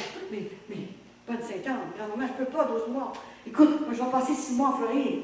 Bon, et 6 mois au Canada. J'ai dit, écoute, on a gagné ça à se faire de notre front. On a un petit appartement là-bas, puis on prie tout le temps. Tu n'iras plus bientôt. Ah bon, on voit ça. Je ne suis pas tout seul pour décider, moi. Tu n'iras plus bientôt. Je vous assure qu'elle m'a laissé 5 ans. En 95, elle est venue me voir sur mon balcon en Floride. Et là, il m'a dit, je t'envoie un acheteur demain. Tu dois vendre ton appartement. C'est plus à toi. J'ai besoin de toi le restant de tes jours. Et il faut que tu oublies tout ça. Maintenant, oh, j'en revenais pas. Tout est arrivé exactement. Tu n'auras plus une minute. Tu n'auras plus une journée de vacances. Et c'est vrai. Je n'ai pas eu une journée de vacances depuis qu'elle m'a demandé.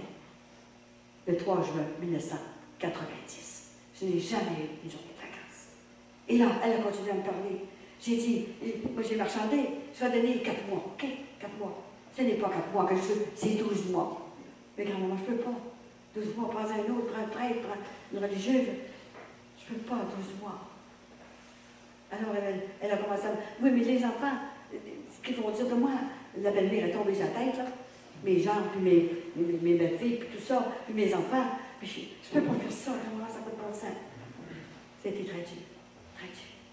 Et tout ce que tu me demandes, ça te prend une santé de fer. Tu l'auras, la santé. Tu ne seras plus jamais fatigué, si tu dis oui. Mais les prêtres, qu'est-ce qu'ils vont dire, les évêques? Ne t'inquiète pas, c'est moi qui ai choisi. Mais Vincent, il ne vient même pas me conduire à l'épicerie. Il dit, tu viendras me chercher quand tu auras fini. Puis là, il dit, il va être avec moi des mois, comme ça, aller partout dans le monde. Oui, je ne connais pas. Oh, tu ne voudras jamais. Pas méchant, mais je ne connais pas. Ne t'inquiète pas, c'est moi qui vais aller te chercher. Je vais lui faire son éducation spirituelle avec ma fille Marie. Elle l'a pleuré comme elle dit. On ne la reconnaissait plus. Les enfants, ils ont dit, maman, qu'est-ce que tu lui as fait? C'est plus le père qu'on a connu quand on était jeunes. Ils pleurent, les enfants pleurent. Ils viennent à la maison, là, ils pleurent par le cou. Mais comment ça se fait qu'on a des parents comme vous autres? On ne savait pas qu'on avait des parents comme ça. Ils sont tellement fines. C'est tous des professionnels que j'ai. J'ai 3 pharmaciens. 2 garçons, un petit-fils. Et j'ai une infirmière. Et j'ai une comptable dans le gouvernement. Et j'ai un mécanicien. Et cuisinier. Alors elle a pensé à tout. J'ai besoin. Quand j'ai besoin, ils sont là, avec moi. Ils m'aiment d'une façon spéciale. Ils viennent à la maison, ils m'embrassent. C'est extraordinaire. Puis le père aussi, pour embrasser leur père. Quand on m'a tout arrangé. Puis j'ai dit, les prêtres, les évêques, c'est moi qui vais m'occuper de ça. Ne t'inquiète plus de rien. Tu vas voir ceux qui assisteront à tes soirées de Saint-Anne, à tes journées de Saint-Anne, aux retraites que tu donneras, ceux qui assisteront. C'est moi qui les aurai invités. Et je leur donnerai une grâce d'intimité profonde avec le Père. Ils ne prieront plus de la même façon. Ils vont devenir épanouis. C'est moi qui en prendront soin. Je vais leur donner la santé pour qu'ils puissent continuer de parler de moi, de me faire aimer. Beaucoup ne parlent plus de moi, n'ont même jamais parlé de moi. Et Elle m'a donné tellement un beau message. Si vous voyez les prêtres que j'ai rencontrés, chez nous tout le temps, il m'arrive des prêtres de partout. Madame, c'est quelqu'un qui nous a dit de venir vous voir. On vient un peu par curiosité aussi, voir la maison de Sainte-Anne. Et c'est pas comme ailleurs, ça sent quelque chose chez vous. Il y a quelque chose qui se passe, mais on n'est pas capable de le dire.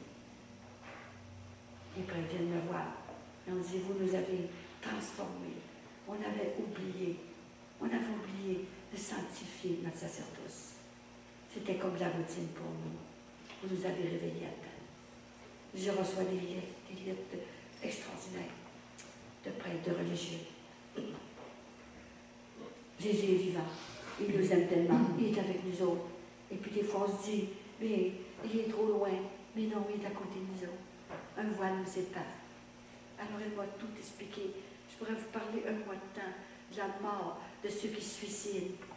J'ai demandé aussi qui vont les enfants qui ne sont pas baptisés et qui meurent. Et les enfants qui se suicident, où est-ce que ça va? Elle m'a parlé de l'avortement, de tout ce que j'avais besoin de savoir. Mais j'ai dit ce que je peux, garder ça pour moi. Ma petite fille, t'es rien. T'as rien, toi. Dis-le. Tout ce que je te dis, il faut que tu l'expliques comme il faut. Alors, elle me l'a expliqué comme il faut. Toutes ces choses-là. Alors, ceux qui se suicident, là, ne vous inquiétez pas, les parents là, qui ont les enfants qui se sont suicidés. D'abord, ils ne savent pas ce qu'ils font. Ils ont le cerveau tourné l'envers. Ils ne savent plus ce qu'ils font. Et là, ils sont dans un...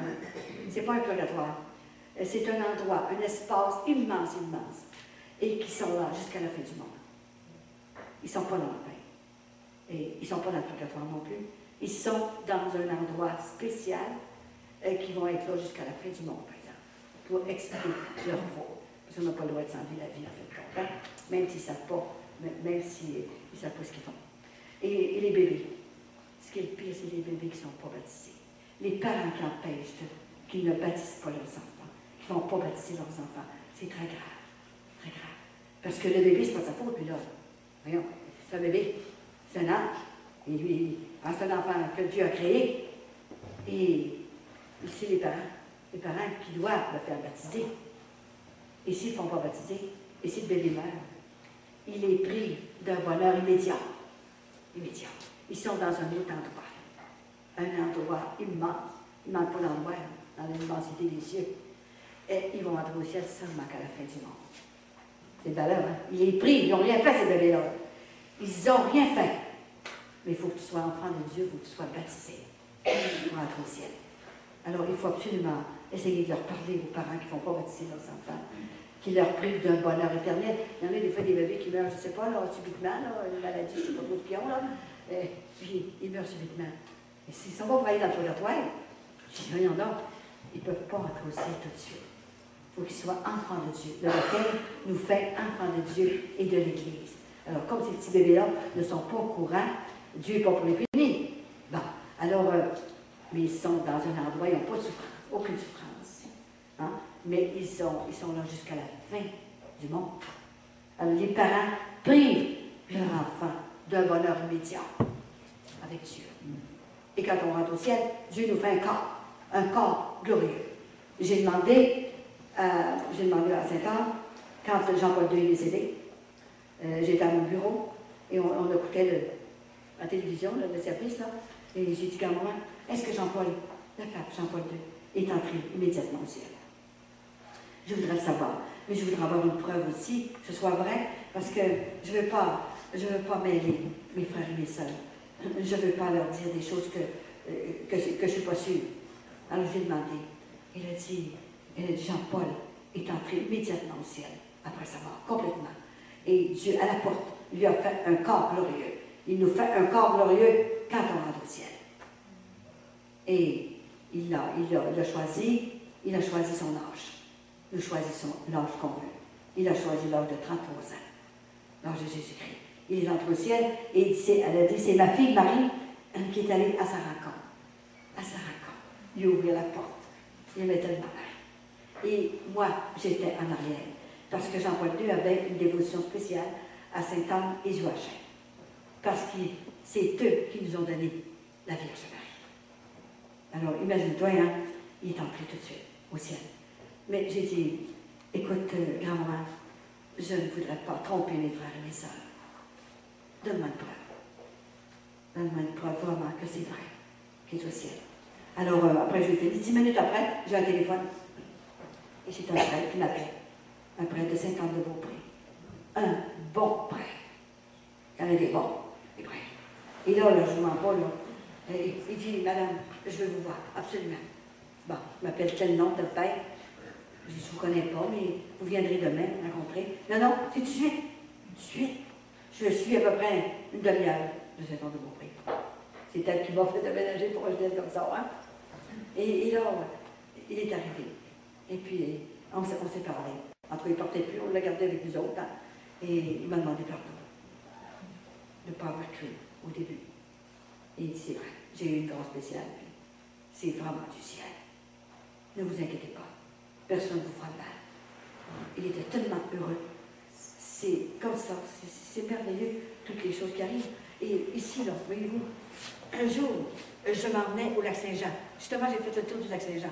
En 1900, je pense que c'est 98, quelque chose de même, là. Bon, j'ai fait le tour du Lac-Saint-Jean. Alors, je demande à grand-maman Zétard, le 13 de juillet, comment? C'est loin, ça? 98. J'ai dit, grand-maman, écoute-moi bien, là. Je m'en vais chez moi, au Lac-Saint-Jean, au Saguenay, et je te demande d'envoyer mon mari avec toi. Alors, je priais devant une petite image comme ça, devant Saint-Anne comme ça, à mon bureau. La nuit, il était 2 heures du matin. Vous savez que je dors 3 heures par jour. Je ne refais mes forces dans 3 heures par jour. Et là, j'ai fait agrandir, comme vous voyez bien, là, je priais devant cette image-là. Bon, à un moment donné, pendant que je priais, que je demandais ça, maman Saint-Anne, il faut que tu amènes mon mari avec toi, parce que si on n'est pas prophète dans son pays, ils vont dire qu'est-ce qu'elle vient faire ici, là, à cause qu'elle est partie d'ici, maintenant, là, elle vient nous prêcher. J'ai dit, moi, ça va me faire mal, parce que j'aime tellement la place que je suis née. Je suis tellement heureuse quand je viens ici, vous savez pas comment. Et là, j'ai dit, tu pourrais-tu emmener mon mari? Donne-moi une preuve que tu vas l'emmener. Et tout à coup, ma petite image comme ça, tombe comme ça. Et en arrière de mon nuage, mon mari s'imprime en arrière. Comme ça, regardez. Tiens, en noir et blanc. Et c'est la médaille miraculeuse. Regardez, c'est imprégné. On a appelé de l'Italie pour savoir s'il faisait des images comme ça. Hein, Saint-Anne d'un bord, puis la Vierge de l'autre bord. On n'a jamais fait ça de notre vie, madame. Voyons donc. Ces images-là, c'est pour écrire des prières en arrière, hein? Comme ça. Alors, c'était vrai. C'était vrai. Elle s'était imprégnée en noir et blanc. Voyez-vous la délicatesse de Marie? Par respect pour la mission de sa mère. Elle aurait pu être s'imprimée en couleur. Qu'est-ce que c'est pour eux autres, hein? Les couleurs, hein? C'est les autres, l'or, puis la lyre, puis tout ça. À la rester en noir et blanc. Alors, c'est toutes les choses de même. Il y a eu tellement de merveilles, là. C'est extraordinaire. C'est comme ça que je vois Jésus. C'est comme ça. À Fatima, quand je l'ai vu, là, c'est sûr que je l'ai vu aussi, c'est lui qui a lu ma vertu dans la grande vision, c'est certain, le 13 octobre, là, 1991. Et en 1997, elle m'a demandé d'aller à Sainte-Anne-Dorée pour parler, justement, dans la vallée de Sainte-Anne-Dorée, et de faire les sanctuaires de la Vierge, partout en Europe. Alors, j'ai fait tout ça. Et à chaque sanctuaire, il y avait un miracle, en 97. Et là, j'arrive à Fatima. C'était le 80e anniversaire des apparitions de Fatima. Et il y avait 1 million de personnes. Oh, tellement de prêtres et d'évêques, c'était extraordinaire. Et elle m'avait invité. Grand-maman avait invité une petite fille du Saguenay. De rien du tout. Voyez-vous là? Hein? Et tout à coup, l'autobus était plein. On a rempli l'autobus dans 50 personnes d'un coup sec. Là. Il y avait 51 places. Il restait la place de Saint-Anne. Et à Fatima, on était 2 jours là. Et le soir, il y avait tellement de monde, on n'était pas capable de sortir notre autobus de ce qui était parqué, parce qu'il y avait trop de monde là. Et tout à coup, en avant de l'autobus, on était tous rentrés. Et moi, j'étais en avant, avec une de mes amies. Je vois Jésus qui s'en vient, comme ça, qui s'en vient en avant de l'autobus, en avant. Je le voyais avec mes yeux du corps, comme ça, je tombais dans l'extase. Et là, Jésus était là, 30 ans comme ça, les beaux yeux comme ça. mais Jésus, qu'est-ce que tu fais ici? Mais danse-toi un petit peu, tu vas te faire écraser l'autobus. Elle marche là. Mais pour moi, elle ne marchait pas. Mais elle marchait peut-être à 2000 à l'heure. Il y avait tellement de monde. Hein. Il m'a écouté. Il s'est tassé. Qu'est-ce que je suis pour que Dieu, Jésus, t'as vu le Fils, t'as vu le Père, hein? C'est ça. Et il s'est tassé sur le coin du trottoir. Je n'en revenais pas, mais j'ai dit Jésus, mais personne ne va me croire.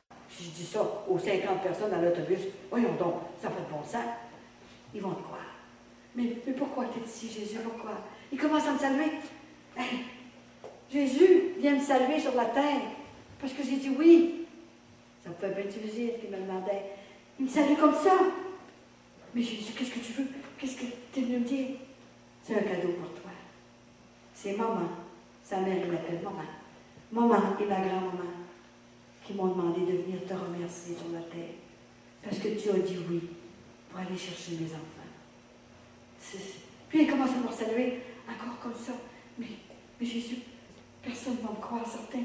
Ma petite fille, si tu savais comme tu sauves des âmes par tes simples témoignages. Oui. Qu'est-ce que... Là, je le voyais, là, puis il me saluait tout le temps. Ils ne me croiront pas, les gens dans l'autobus. Ils vont te croire. Et tout à coup, j'ai touché à ma compagne à côté de moi. C'est mon interprète de Floride.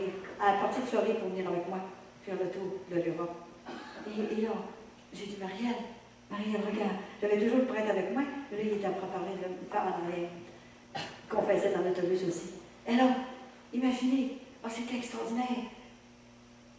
J'ai dit, Marielle, regarde Jésus, à côté du trottoir, regarde.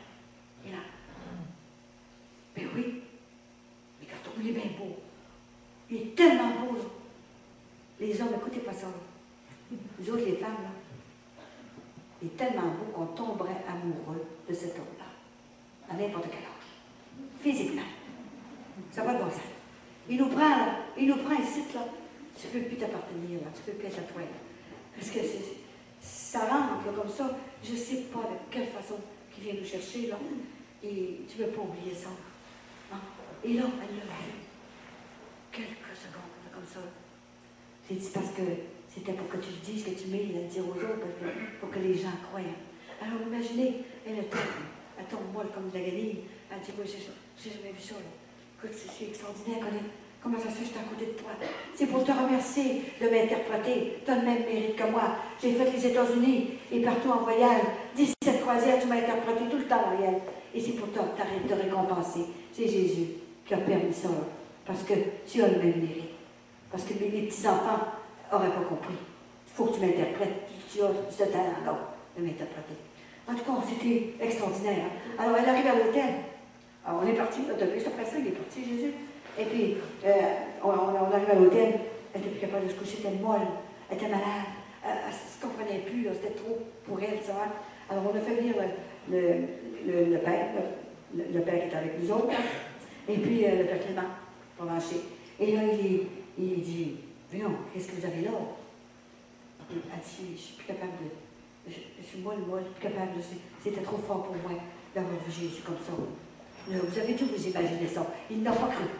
Bon, alors, il se retourne dans sa chambre, puis elle reste là. Son mari, il dit, écoute, donc, il y en a encore une semaine, puis il dit, t'es plus capable de marcher.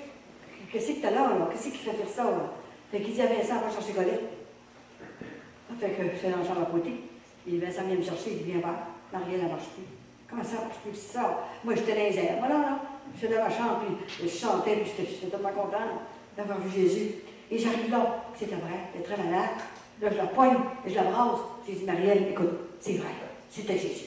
Il fallait que tu le vois un petit peu pour que les gens de l'autobus croient. Parce que le monde sont sceptiques. Et là, elle est revenue complètement. Mais elle dit, Colette a dit, le père Clément, il ne croit pas du tout. Ah, je vais y aller.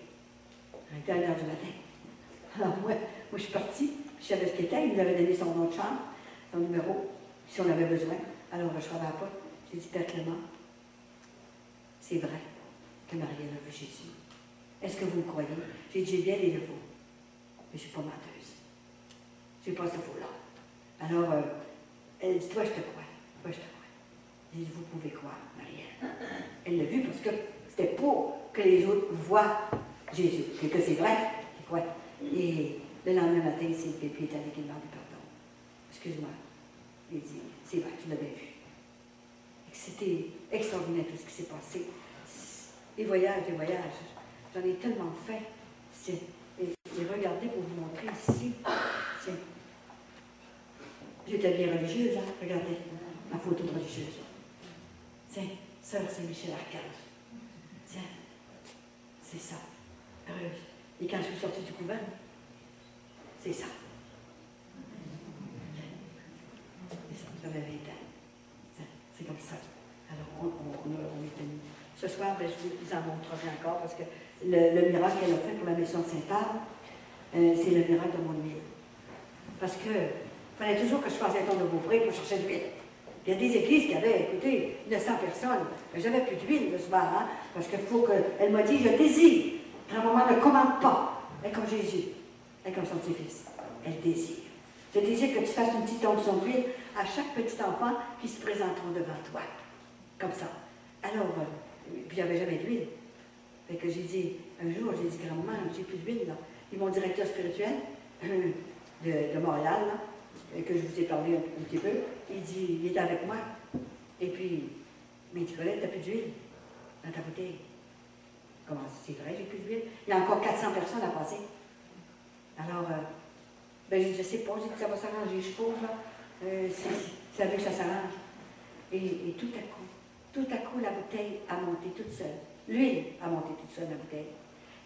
Et Michel qui était là, écoutez, c'est pas un 2 de pique, là. Il y a 4 doctorats en spiritualité qui a pris à Rome. Il a vu monter ça. Il n'avait jamais vu une affaire de même. Et il est allé s'asseoir sur les marches de l'hôtel. Moi, je ne suis plus capable. Là, j'ai vu ça. Et depuis ce temps-là, il a vu toutes les merveilles qu'elle lui portait du ciel. Un petit chapelet, toutes sortes de choses.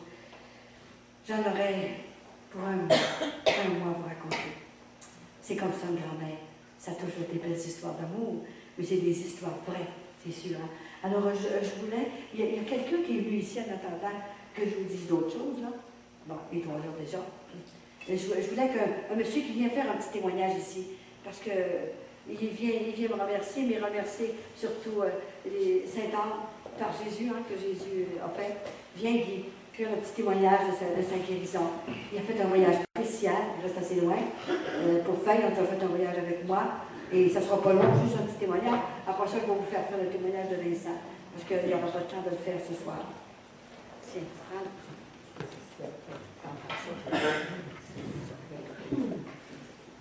Bonjour, je n'étais pas prévu dans le programme pour... Alors moi, ce qui arrive, l'automne dernier, j'ai été très malade. J'avais une très très grosse infection. Est-ce que vous comprenez bien? Et le médecin devait me soigner avec des antibiotiques très forts. Et pour vous donner un peu des suites, que je pourrais vous en parler un peu tantôt, il m'a posé une question depuis un an qu'il pose à tous ses patients. Le médecin aujourd'hui soigne tout le monde généralement comme sans poser la question. La question était la suivante. Avez-vous déjà eu des relations sexuelles avec d'autres personnes que votre couple, que votre épouse? J'ai dit jamais, je n'ai vu aucune femme, je n'en ai jamais regardé d'autres, ça ne m'a jamais intéressé. Le médecin me dit, ça c'est rare, c'est extrêmement rare aujourd'hui, peut-être des semaines et des mois avant que j'en retrouve. Gardez l'état du monde. Ensuite, pendant que je me soignais pour mon infection, je suis agriculteur.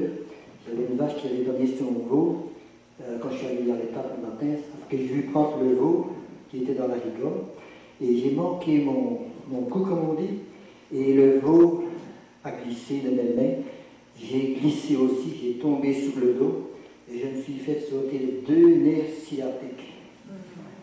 C'est douloureux. Je n'ai pas continué de travailler. Après ça, je suis rentré à la maison. J'ai téléphoné à mon médecin.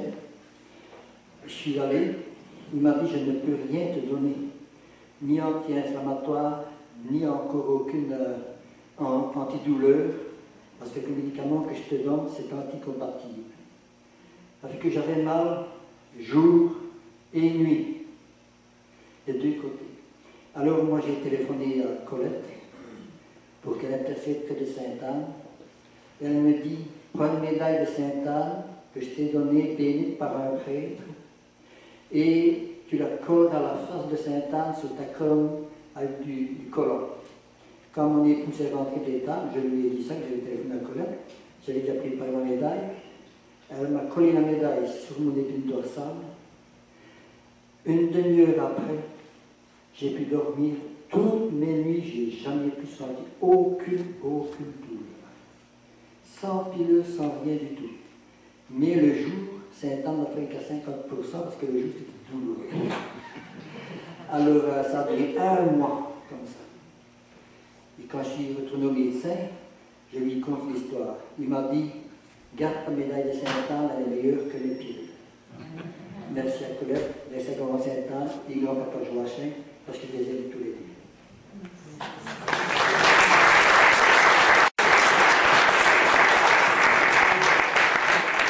C'est vraiment merveilleux.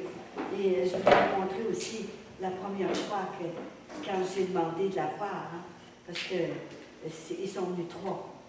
Parce qu'il y avait peur que je dise non. Hein. Alors c'est ça, la première vision que j'ai eue là, de Jésus. Jésus accompagné de grand-maman Sainte-Anne et maman Marie. Les 3 sont venus me voir le 13 octobre dans la nuit. C'était extraordinaire parce que j'avais demandé si je te vois, je vais y aller. Si je ne te vois pas, je n'y vais pas. Alors ils n'ont pas pris de chance, ils sont venus 3. Et cette vision-là, c'est comme un corps qui s'ouvre. Il n'y a pas de dimension. Et à 2h10, tout à coup, j'entends dire bonjour. Mais c'était une voix d'homme. Si d'habitude, si c'est grand-maman, c'est une voix de femme. Et c'était une voix d'homme. Alors j'ouvre mes yeux, je me réveille et je regarde le cadran. Il était 2h10. Je dis, qu'est-ce qu'il m'a parlé? C'est-tu Vincent qui m'a dit bonjour? Voyons, il y a de la misère à me le dire dans le jour, je ne le dirai pas à la minute certain. Voyons. Donc, ben, ça fait que j'ai dit, qu'est-ce que c'est? En tout cas, je dirais, alors j'essaie de me rendormir en fermant mes yeux. Là, j'arrive là, avec la grande vision comme ça. Pas Marie, juste les 2, pour commencer. Bon, alors, là, je vois Jésus. Oh, c'était extraordinaire. Accompagné de sa grand-mère, et très grande dans vos oreilles de Jésus. Hein? Jésus a 6 pieds. Et là, il m'a dit bonjour. Oh, c'est en 3 fois. Merci. Merci d'avoir dit oui pour la mission de ma grand-maman. Il se regardait avec un sourire de complicité, comme on devrait faire, nous autres, les maris, les femmes, là. La complicité. Avant de décider quelque chose, toujours prier avant. Faire une petite prière avant, pour voir, pour pas qu'on se trompe, simplement, avant de prendre des décisions. Et là, c'était merveilleux. Il était avec sa mère. Il dit, maintenant, Colette, tu t'en viens avec moi. Non, moi, où est-ce que je vais? Je ne sais pas comment est-ce qu'ils font. Alors, je ne dormais pas, là. Et je suis partie avec lui, comme ça. Je me ramasse dans une barque. C'est une vision que je ne voulais pas dire à personne. Parce que j'ai vu la purification de la terre. Alors là, moi, je ne peux pas dire ça. J'ai dit, je ne dirai pas. Certain tout ce que c'est que j'ai vu. Et je ne le disais pas comme il faut. Je n'expliquais pas c'était ça. Et 5 ans après, 4 ans après, j'étais à Sherbrooke et la Vierge Marie, le cœur immaculé de Marie, est venu me dire, puis Vincent peut le dire, il a eu connaissance. Il ne l'a pas vu, mais il en a eu connaissance. J'étais à Sherbrooke et à 6h du matin, le cœur immaculé de Marie vient me réveiller. C'était Marie. Et elle a commencé à me parler. Elle a dit, Colette, tu ne fais pas bien. Tu ne fais pas bien le message que Jésus t'a donné à ta première visite. Tu as peur à ta première vision. Tu ne le fais pas comme il faut, le message. Tu dois le dire comme il faut. Oui, mais j'ai dit, je ne peux pas le dire, c'est trop grave. Et puis, je ne veux pas faire peur au monde. Puis tout ça, là, elle a dit, tu dois le dire. Hein. Et là, c'est bien pleuré. Les larmes. Mais je ne pensais pas que Marie pleurait comme ça. Ça coulait tellement, c'était comme des diamants. Je voyais à travers ses larmes, là, comme ça. Puis elle pleurait tout le temps. Je ne pleure pas, Marie. Pleure pas, je vais le dire. Je te promets, je vais le dire. Puis je m'en allais chez les pères du Sacré-Cœur, passer la journée avec eux autres, les rencontrer. Le lendemain. Alors, il était 6h du matin. Et là, elle m'a parlé, elle a donné son message, tout ça. Et j'ai dit, je vais le dire, inquiète pas. Elle a arrêté de pleurer. Et quand elle était partie, je m'assis sur mon lit à 6h du matin, puis je réveille Vincent. J'ai dit, Vincent, réveille-toi. Maman Marie vient de venir me parler. Et ça réveille un homme, ça. Il s'est réveillé, il dit, c'est calé. Ben, il n'a pas là, il vient de partir, là. Puis là, il me regarde. Il me dit, Colette, comment ça se fait que tu pleures? Tes larmes sont toutes transparentes. C'est extraordinaire. Il est là, il peut vous le dire. Mes larmes étaient toutes transparentes, les mêmes larmes que Marie avait mis dans mes yeux, comme ça. Et 1 mois, 3 jours après, j'arrive chez moi. Et j'avais une carte d'invitation pour aller à Longueuil, à Montréal, l'église Saint-Jean-Vianney. Et sur la carte d'invitation, les larmes de Marie étaient là, que j'avais vues 3 jours avant. Exactement la même chose qui m'invitait. Hein. Et le père Ardouin, qui est décédé à l'heure actuelle, il arrivait de Saint-Anne-Doré. Et puis il est venu se faire prier sur lui, le père Ardouin. Puis il dit, je ne sais pas comment ça se fait, je t'écite, là. Il dit, je viens vous aider pour confesser. Parce que vous n'avez pas de prêtre. Je ne le connaissais pas. Et c'était merveilleux. J'étais obligée de rester 3 jours. Il y a tellement eu de confession que le père Ardouin, on est allé sortir du confessionnel, il était engourdi. Pauvre, il n'était plus capable de marcher. Il avait passé la journée dans le confessionnel. Il dit, Père André, Ardouin, mais levez-vous de là, on continuera plus tard. Et il y a eu des guérisons. Vincent a tout vu ça. Il y avait un petit jeune homme sur un lit pliant. Il y avait plus de colonne vertébrale, il était tout brisé, ça. Et la femme et l'homme ne voulaient pas le placer, cet enfant-là. Il avait 13 ans. Il était comme un enfant de 10 ans. Et puis, il avait mal à force de le traîner, puis de prendre soin, puis tout ça. Le monsieur avait mal dans le dos, il n'était plus capable de prendre soin de son enfant. Puis il ne voulait pas le placer, ils vont le martyriser. Puis la femme a été rendue maigre comme un clou. Il n'était plus capable. Ils ont su que j'allais là. Ils sont venus avec le lit comme ça, couché là. Madame, on ne veut pas que mon garçon soit guéri, c'est pas ça que je veux. Je veux avoir la force d'en prendre soin, parce que je ne veux pas le placer. C'est notre enfant. Je ne veux pas le placer partout pour qu'il se fasse martyriser. Non. Alors, vous savez ce qui arrive aux vieux partout, là? Avec des enfants, ils maganent aussi.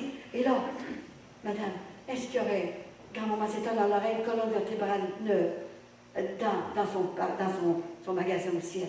C'est juste ça que je veux, une colonne vertébrale. Ben, c'est une grosse affaire aussi, une colonne vertébrale, là. Hein? Fait que j'ai dit, on va demander ça, on va prier pour ça.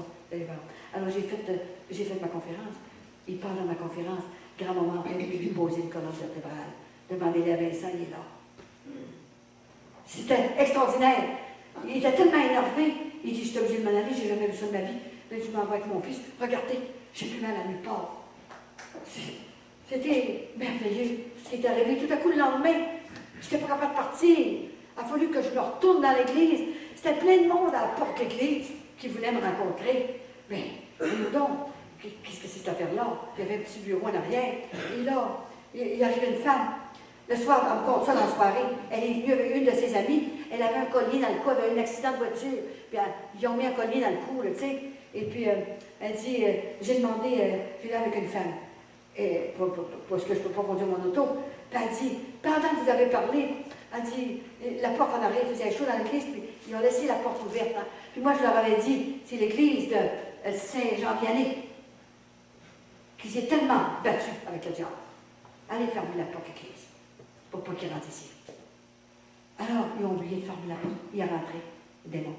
Et là, il est allé, la petite femme qui avait le collier comme ça avec son ami, son ami de femme, qui était ensemble, puis ils sortaient ensemble, puis ils allaient les commissions ensemble, des bonnes amies. Elle s'est mise à la battre, dans l'église, des coups de pied partout. Mais tu sais-tu folle, qu'est-ce que tu fais là? Sors de ici, on ne peut plus rester ici. Elle est obligée de sortir, elle là, puis elle a laissé son ami pour s'asseoir en avant. Et puis, elle nous a tout compté ça le lendemain.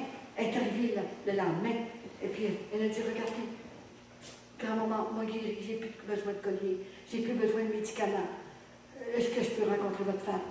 Puis tous les appointements étaient pris là. Il y avait plus le temps. Fait que Vincent a dit, oui, tu te rappelles, Vincent? Oui, vous allez la rencontrer, certains. Hein? Et puis le père Andrew était là en même temps, guéri complètement la femme. Elle avait plus de collier, elle était correcte. Oui, il faut se méfier, parce que le mal est vraiment sur la terre. Je ne vous dis pas ça pour vous faire peur. Il est sur la terre. Ce soir, je vous dirai, en vous parlant du ciel, je vous dirai de quelle façon qu'il est sur la terre. Grand-maman m'avait dit qu'est-ce qui s'était passé pour qu'il soit sur la terre. Et il est en train de voler les enfants du père parce qu'il ne peut pas créer. Alors ce soir, je pense que c'est l'apothéose que vous allez avoir. Je vais vous parler du ciel, vous allez avoir le goût d'y aller. Essayez d'emplir l'église ce soir. Parce que c'est important de savoir, savoir qu'est-ce qui se passe au ciel. Pourquoi est-ce qu'elle m'a emmené? Je n'ai pas de réponse. Je n'ai pas assez instruit. Je n'ai pas assez d'instructions pour vous expliquer avec des mots un peu théologiques. C'est trop grand pour moi. Mais je vais vous expliquer ce que j'ai vu. Le ciel, le purgatoire, l'enfer. Et qu'est-ce qui se passe dans l'enfer? Elle me l'a expliqué pour que je le dise. Pas faire peur à ses petits-enfants. Elle n'est pas venue prendre la place de Marie. Elle n'est pas venue faire peur à ses petits-enfants. Elle est venue seulement nous guérir, nous consoler, nous conseiller et nous dire qu'est-ce qu'il faut faire pour passer l'éternité avec son petit-fils Jésus. C'est tout simplement ça. Moi, j'ai dit mon oui d'amour. Il faut tout le dire, notre oui d'amour. C'est important. Alors, j'avais quelle heure est-il? Tu ne pourras pas le faire, mais ça, on va le faire à soir. Hein? Je vais avoir le temps de le faire à soir. Parce qu'on va demander à M. le curé de mettre le Saint-Sacrement. C'est important. Vous savez, c'est la journée de Sainte-Anne aujourd'hui, là. C'est pas ma journée, là. Grand-maman est présente ici, là. Elle est présente. Et quand on veut être guéri, on veut recevoir des grâces, ben, écoutez, il faut se déranger. Si je ne m'étais pas dérangé, peut-être pas 6 sacs de miracles comme ça, je me suis dérangée. Il est capable de faire ces miracles sans que je sois là. Mais c'est le ciel qui a voulu ça, qui a choisi ça. Et si grand-maman est venue ici, elle a inspiré des personnes ressources pour qu'elle puisse venir elle-même, parce qu'elle est avec moi. À chaque fois que je vais quelque part, elle est toujours avec moi. Elle est ici, dans votre paroisse. Elle est au lac Saint-Jean. Grand-maman Sainte-Anne, elle est là. Pour ces petits-enfants du lac Saint-Jean. Pour que vous soyez heureux et que vous ayez le goût de sourire et le goût aussi d'aller dire à nos frères et nos sœurs, ben écoute, je pense que tu n'es pas dans le dessein de Dieu. Je ne sais pas, ça prendrait une bonne confession là, à un prêtre. Un prêtre, c'est un papa. C'est le papa bon Dieu qui l'a choisi. Spécialement, il remplace Jésus sur la terre avec la miséricorde qu'il donne. Il n'y a pas plus de choses grandes que ça. Il n'y a pas de chose plus grande que ça. La miséricorde de Dieu. On ne rentre pas autrement dans le ciel pour l'éternité. Et moi, je ne veux pas qu'il y en manque un vous autres là. J'ai une bonne mémoire. Je vais tout vous reconnaître. Et j'ai eu une belle promesse. J'ai dit, grand-maman, écoute-moi, grand-maman, tu m'as dit que je n'avais pas une journée de congé. Quand est-ce que je vais prendre ma retraite? Est-ce que je vais la prendre au ciel? Tu ne l'auras pas non plus au ciel de retraite. Tu as ton travail au ciel. Encore au ciel? Mais qu'est-ce que je vais faire? Elle dit, écoute-moi bien, qu'est-ce que tu vas faire? Dès que tu seras rendu au ciel, tous ceux et celles qui ont cru à la mission que je t'ai confiée, quand ils vont mourir, quand ils vont rentrer au ciel, là, ça va être le temps qu'ils soient purifiés, qu'ils vont rentrer au ciel, c'est toi qui vas aller les chercher à la porte du ciel avec leur ange gardien à eux autres. Alors vous allez me revoir. Je vais aller vous chercher à la porte du ciel avec votre ange gardien à vous autres. Et c'est quelque chose, hein? Ceux et celles qui auront cru à la mission de grand-maman Sainte-Anne, c'est sa mission à elle. Elle sait ce qu'elle fait. Et Sainte-Anne, ce n'est pas seulement Sainte-Anne de Beaupré. Il faut qu'elle soit là, si vous voulez. Voyons, il faut qu'elle mette à quelque part, comme on dit, là. Hein? Et elle devait aller là, à Sainte-Anne de Beaupré. Elle a sauvé des marins hein, de la mer qui devaient se noyer. Et puis, ils ont promis de bâtir une chapelle pour Sainte-Anne. Alors, elle est miraculeuse plus que je pensais. Pour me tenir comme ça, sans aucune fatigue jamais.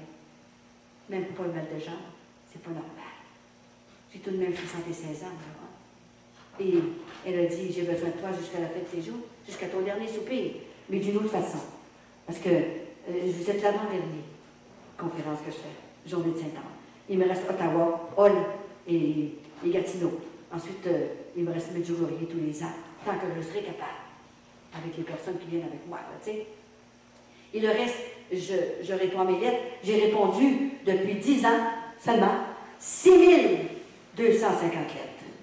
Essayez de faire ça. Ça prend un miracle, ça. Alors, j'écris jour et nuit, et je dors 3 heures par nuit. Et je refais mes forces dans 3 heures. Et les lettres que les gens reçoivent, en lisant la lettre, ils ont leur faveur. Quand Jésus est d'accord, ils ont leur faveur. Les guérisons, Et il y a un prêtre qui est venu me voir une fois, puis il dit, Colette, il dit, écoute, c'est extraordinaire, ma soeur qui nous a élevés, parce que maman est morte à Lauson, elle est prise d'un cancer comment on appelle ça, l'os du fémur, là. Bon, puis elle va mourir. On ne veut pas qu'elle meure tout de suite. C'est notre moment, c'est elle qui nous a élevés. Colette, es-tu capable de faire quelque chose? J'ai dit l'abbé. Il s'appelait l'abbé en feu. L'abbé Laflamme, on l'appelait l'abbé en feu. L'abbé Laflamme. J'ai dit, voulez-vous vous occuper de moi? En attendant que grand-maman me nomme un vrai directeur spirituel. Voulez-vous vous occuper de moi? Si ma soeur est guérie, je vais m'occuper de toi. Ah oui, faites attention. Parce que quand je demande quelque chose dans un temps, ça arrive. Ben, on va le voir, OK. Je t'appellerai. Ben, j'ai dit, correct, je m'en vais chez nous. Et une semaine après, j'ai un téléphone. C'est l'abbé Laflamme. Colette, tu ne sais pas ce qui est arrivé. Je vais m'occuper de toi, viens-t'en. Viens me voir tout de suite au presbytère. Alors, je descends à l'église, au presbytère. Il était tellement énervé. Il dit, on a eu un miracle, on vient d'avoir un miracle. Tu sais que je t'ai compté, là. J'ai demandé à la bonne Satan si c'est vrai sa mission. Guéris ma soeur, qui est notre mère, la plus vieille. Puis elle avait un cancer de l'os de l'une. Comment tu appelles ça, là? Fémur, bon. Et elle était finie. Imagine-toi qu'elle arrive de l'hôpital. Il n'y a plus de cancer, il n'y a plus rien. Puis là, je vais avec elle à Saint-Anne-de-Beaupré, remercier Sainte-Anne. Et elle n'est pas encore morte. À vous déjà vu la femme même. Colette, qu'est-ce que tu veux? Qu'est-ce que tu veux que je fasse pour toi? Qu'est-ce que tu veux? C'est quelque chose de même, hein? Tout le temps de même. Alors, elle en a choisi un autre, et là, le dernier, c'est lui qu'elle a choisi. C'est pour ça que je fais cette mission-là par amour pour mes frères et mes sœurs. Elle m'a donné un charisme d'amour, et j'étais très contente, vous ne savez pas comment j'étais contente quand M. Curie m'a invité. J'ai dit, pour moi, là, ça m'a touché mon cœur, vraiment. Venir dans mon chez-moi, quand même que je reste à Québec, je suis une petite fille d'ici. Hein, Saguenay-Lac-Saint-Jean, c'est ensemble, ça. Hein? Même si c'était 1 heure de distance, on est ensemble. Hein?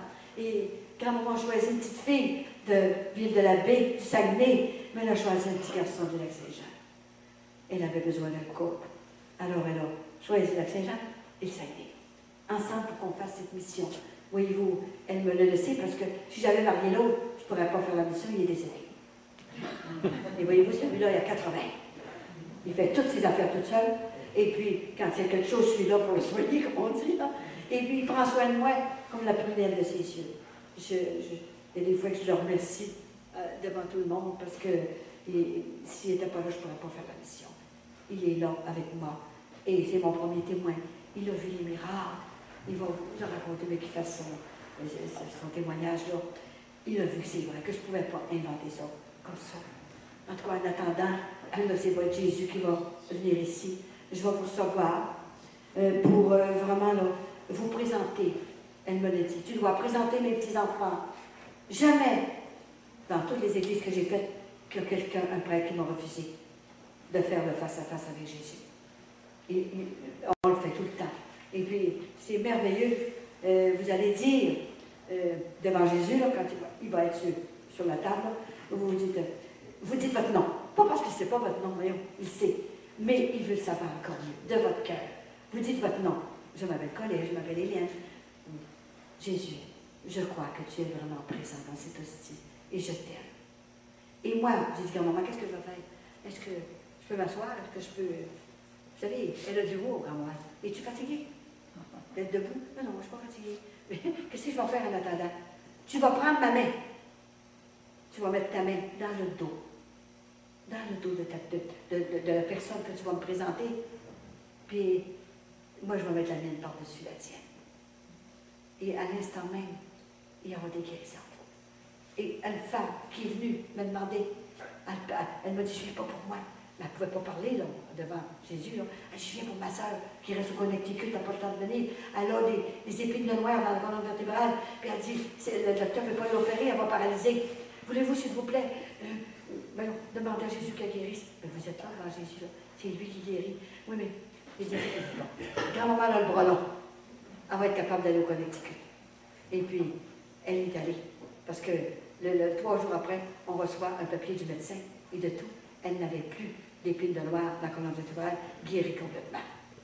Comment est-ce qu'elle a eu ce soir-là? J'en revenais pas tellement qu'elle a eu.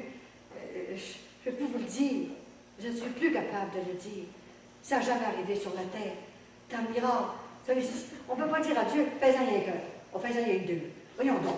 Qu'est-ce que c'est pour lui d'en faire 100? 1000. Voyons. Il y a la puissance. Ben oui, il y en a qui me disent, même un prêtre m'a dit, Colette, t'as trop de miracles. Ça n'a pas de bon sens. Hey, qu'est-ce que vous dites là? C'est pas moi qui ai fait un miracle. Hey, ça n'a pas de bon sens, là. Tu fais une commande, là, puis tu t'as ta commande, là. Tout de suite, tu reçois un miracle, là. Et ça n'a pas de bon sens, tu dis ça au monde comme ça, là. J'ai dit, vous doutez que Dieu n'est pas assez puissant pour faire des miracles? Comme ça. Sais-tu que c'est vrai? Je viens de douter, moi, là, la puissance de Dieu. Elle va les chercher par le cœur. C'est comme ça. Alors, on va remercier grand-maman Sainte-Anne d'être venue sur la terre, vraiment. Et on va préparer notre cœur. On va ouvrir notre cœur. Et parlez-lui, il est assis avec nous autres. Et parlez à Jésus aussi. N'ayez pas peur de leur dire vos malaises, votre famille, qu'est-ce qui se passe dans vos enfants, tout ça. Dites-le. Ils veulent l'entendre. Hein? Parlons-leur. Le silence dans notre cœur, mais il faut leur parler. Leur dire tout le temps. Demandez. Et être présent avec nous autres. Là. Vous êtes chanceux hein, que grand-maman est venue vous rendre visite ici. C'est sa journée. C'est à elle, c'est sa journée. Hein? Et Marie le veut. Alors, j'ai peur d'oublier. Merci hein, d'être là. Hein. Vous savez combien je vous aime. Justement, je ne vous oublierai pas jamais d'être sûr de savoir. Alors, on va serrer les affaires et ensuite, on va mettre Jésus là. Et chacun de votre tour, quand vous serez prêts, vous allez venir me trouver et je vais vous présenter à Jésus, c'est sûr. Et on va faire qu'est-ce qu'il m'a demandé. Vous allez voir comme vous allez sentir une paix intérieure pour longtemps. Alors, à tantôt.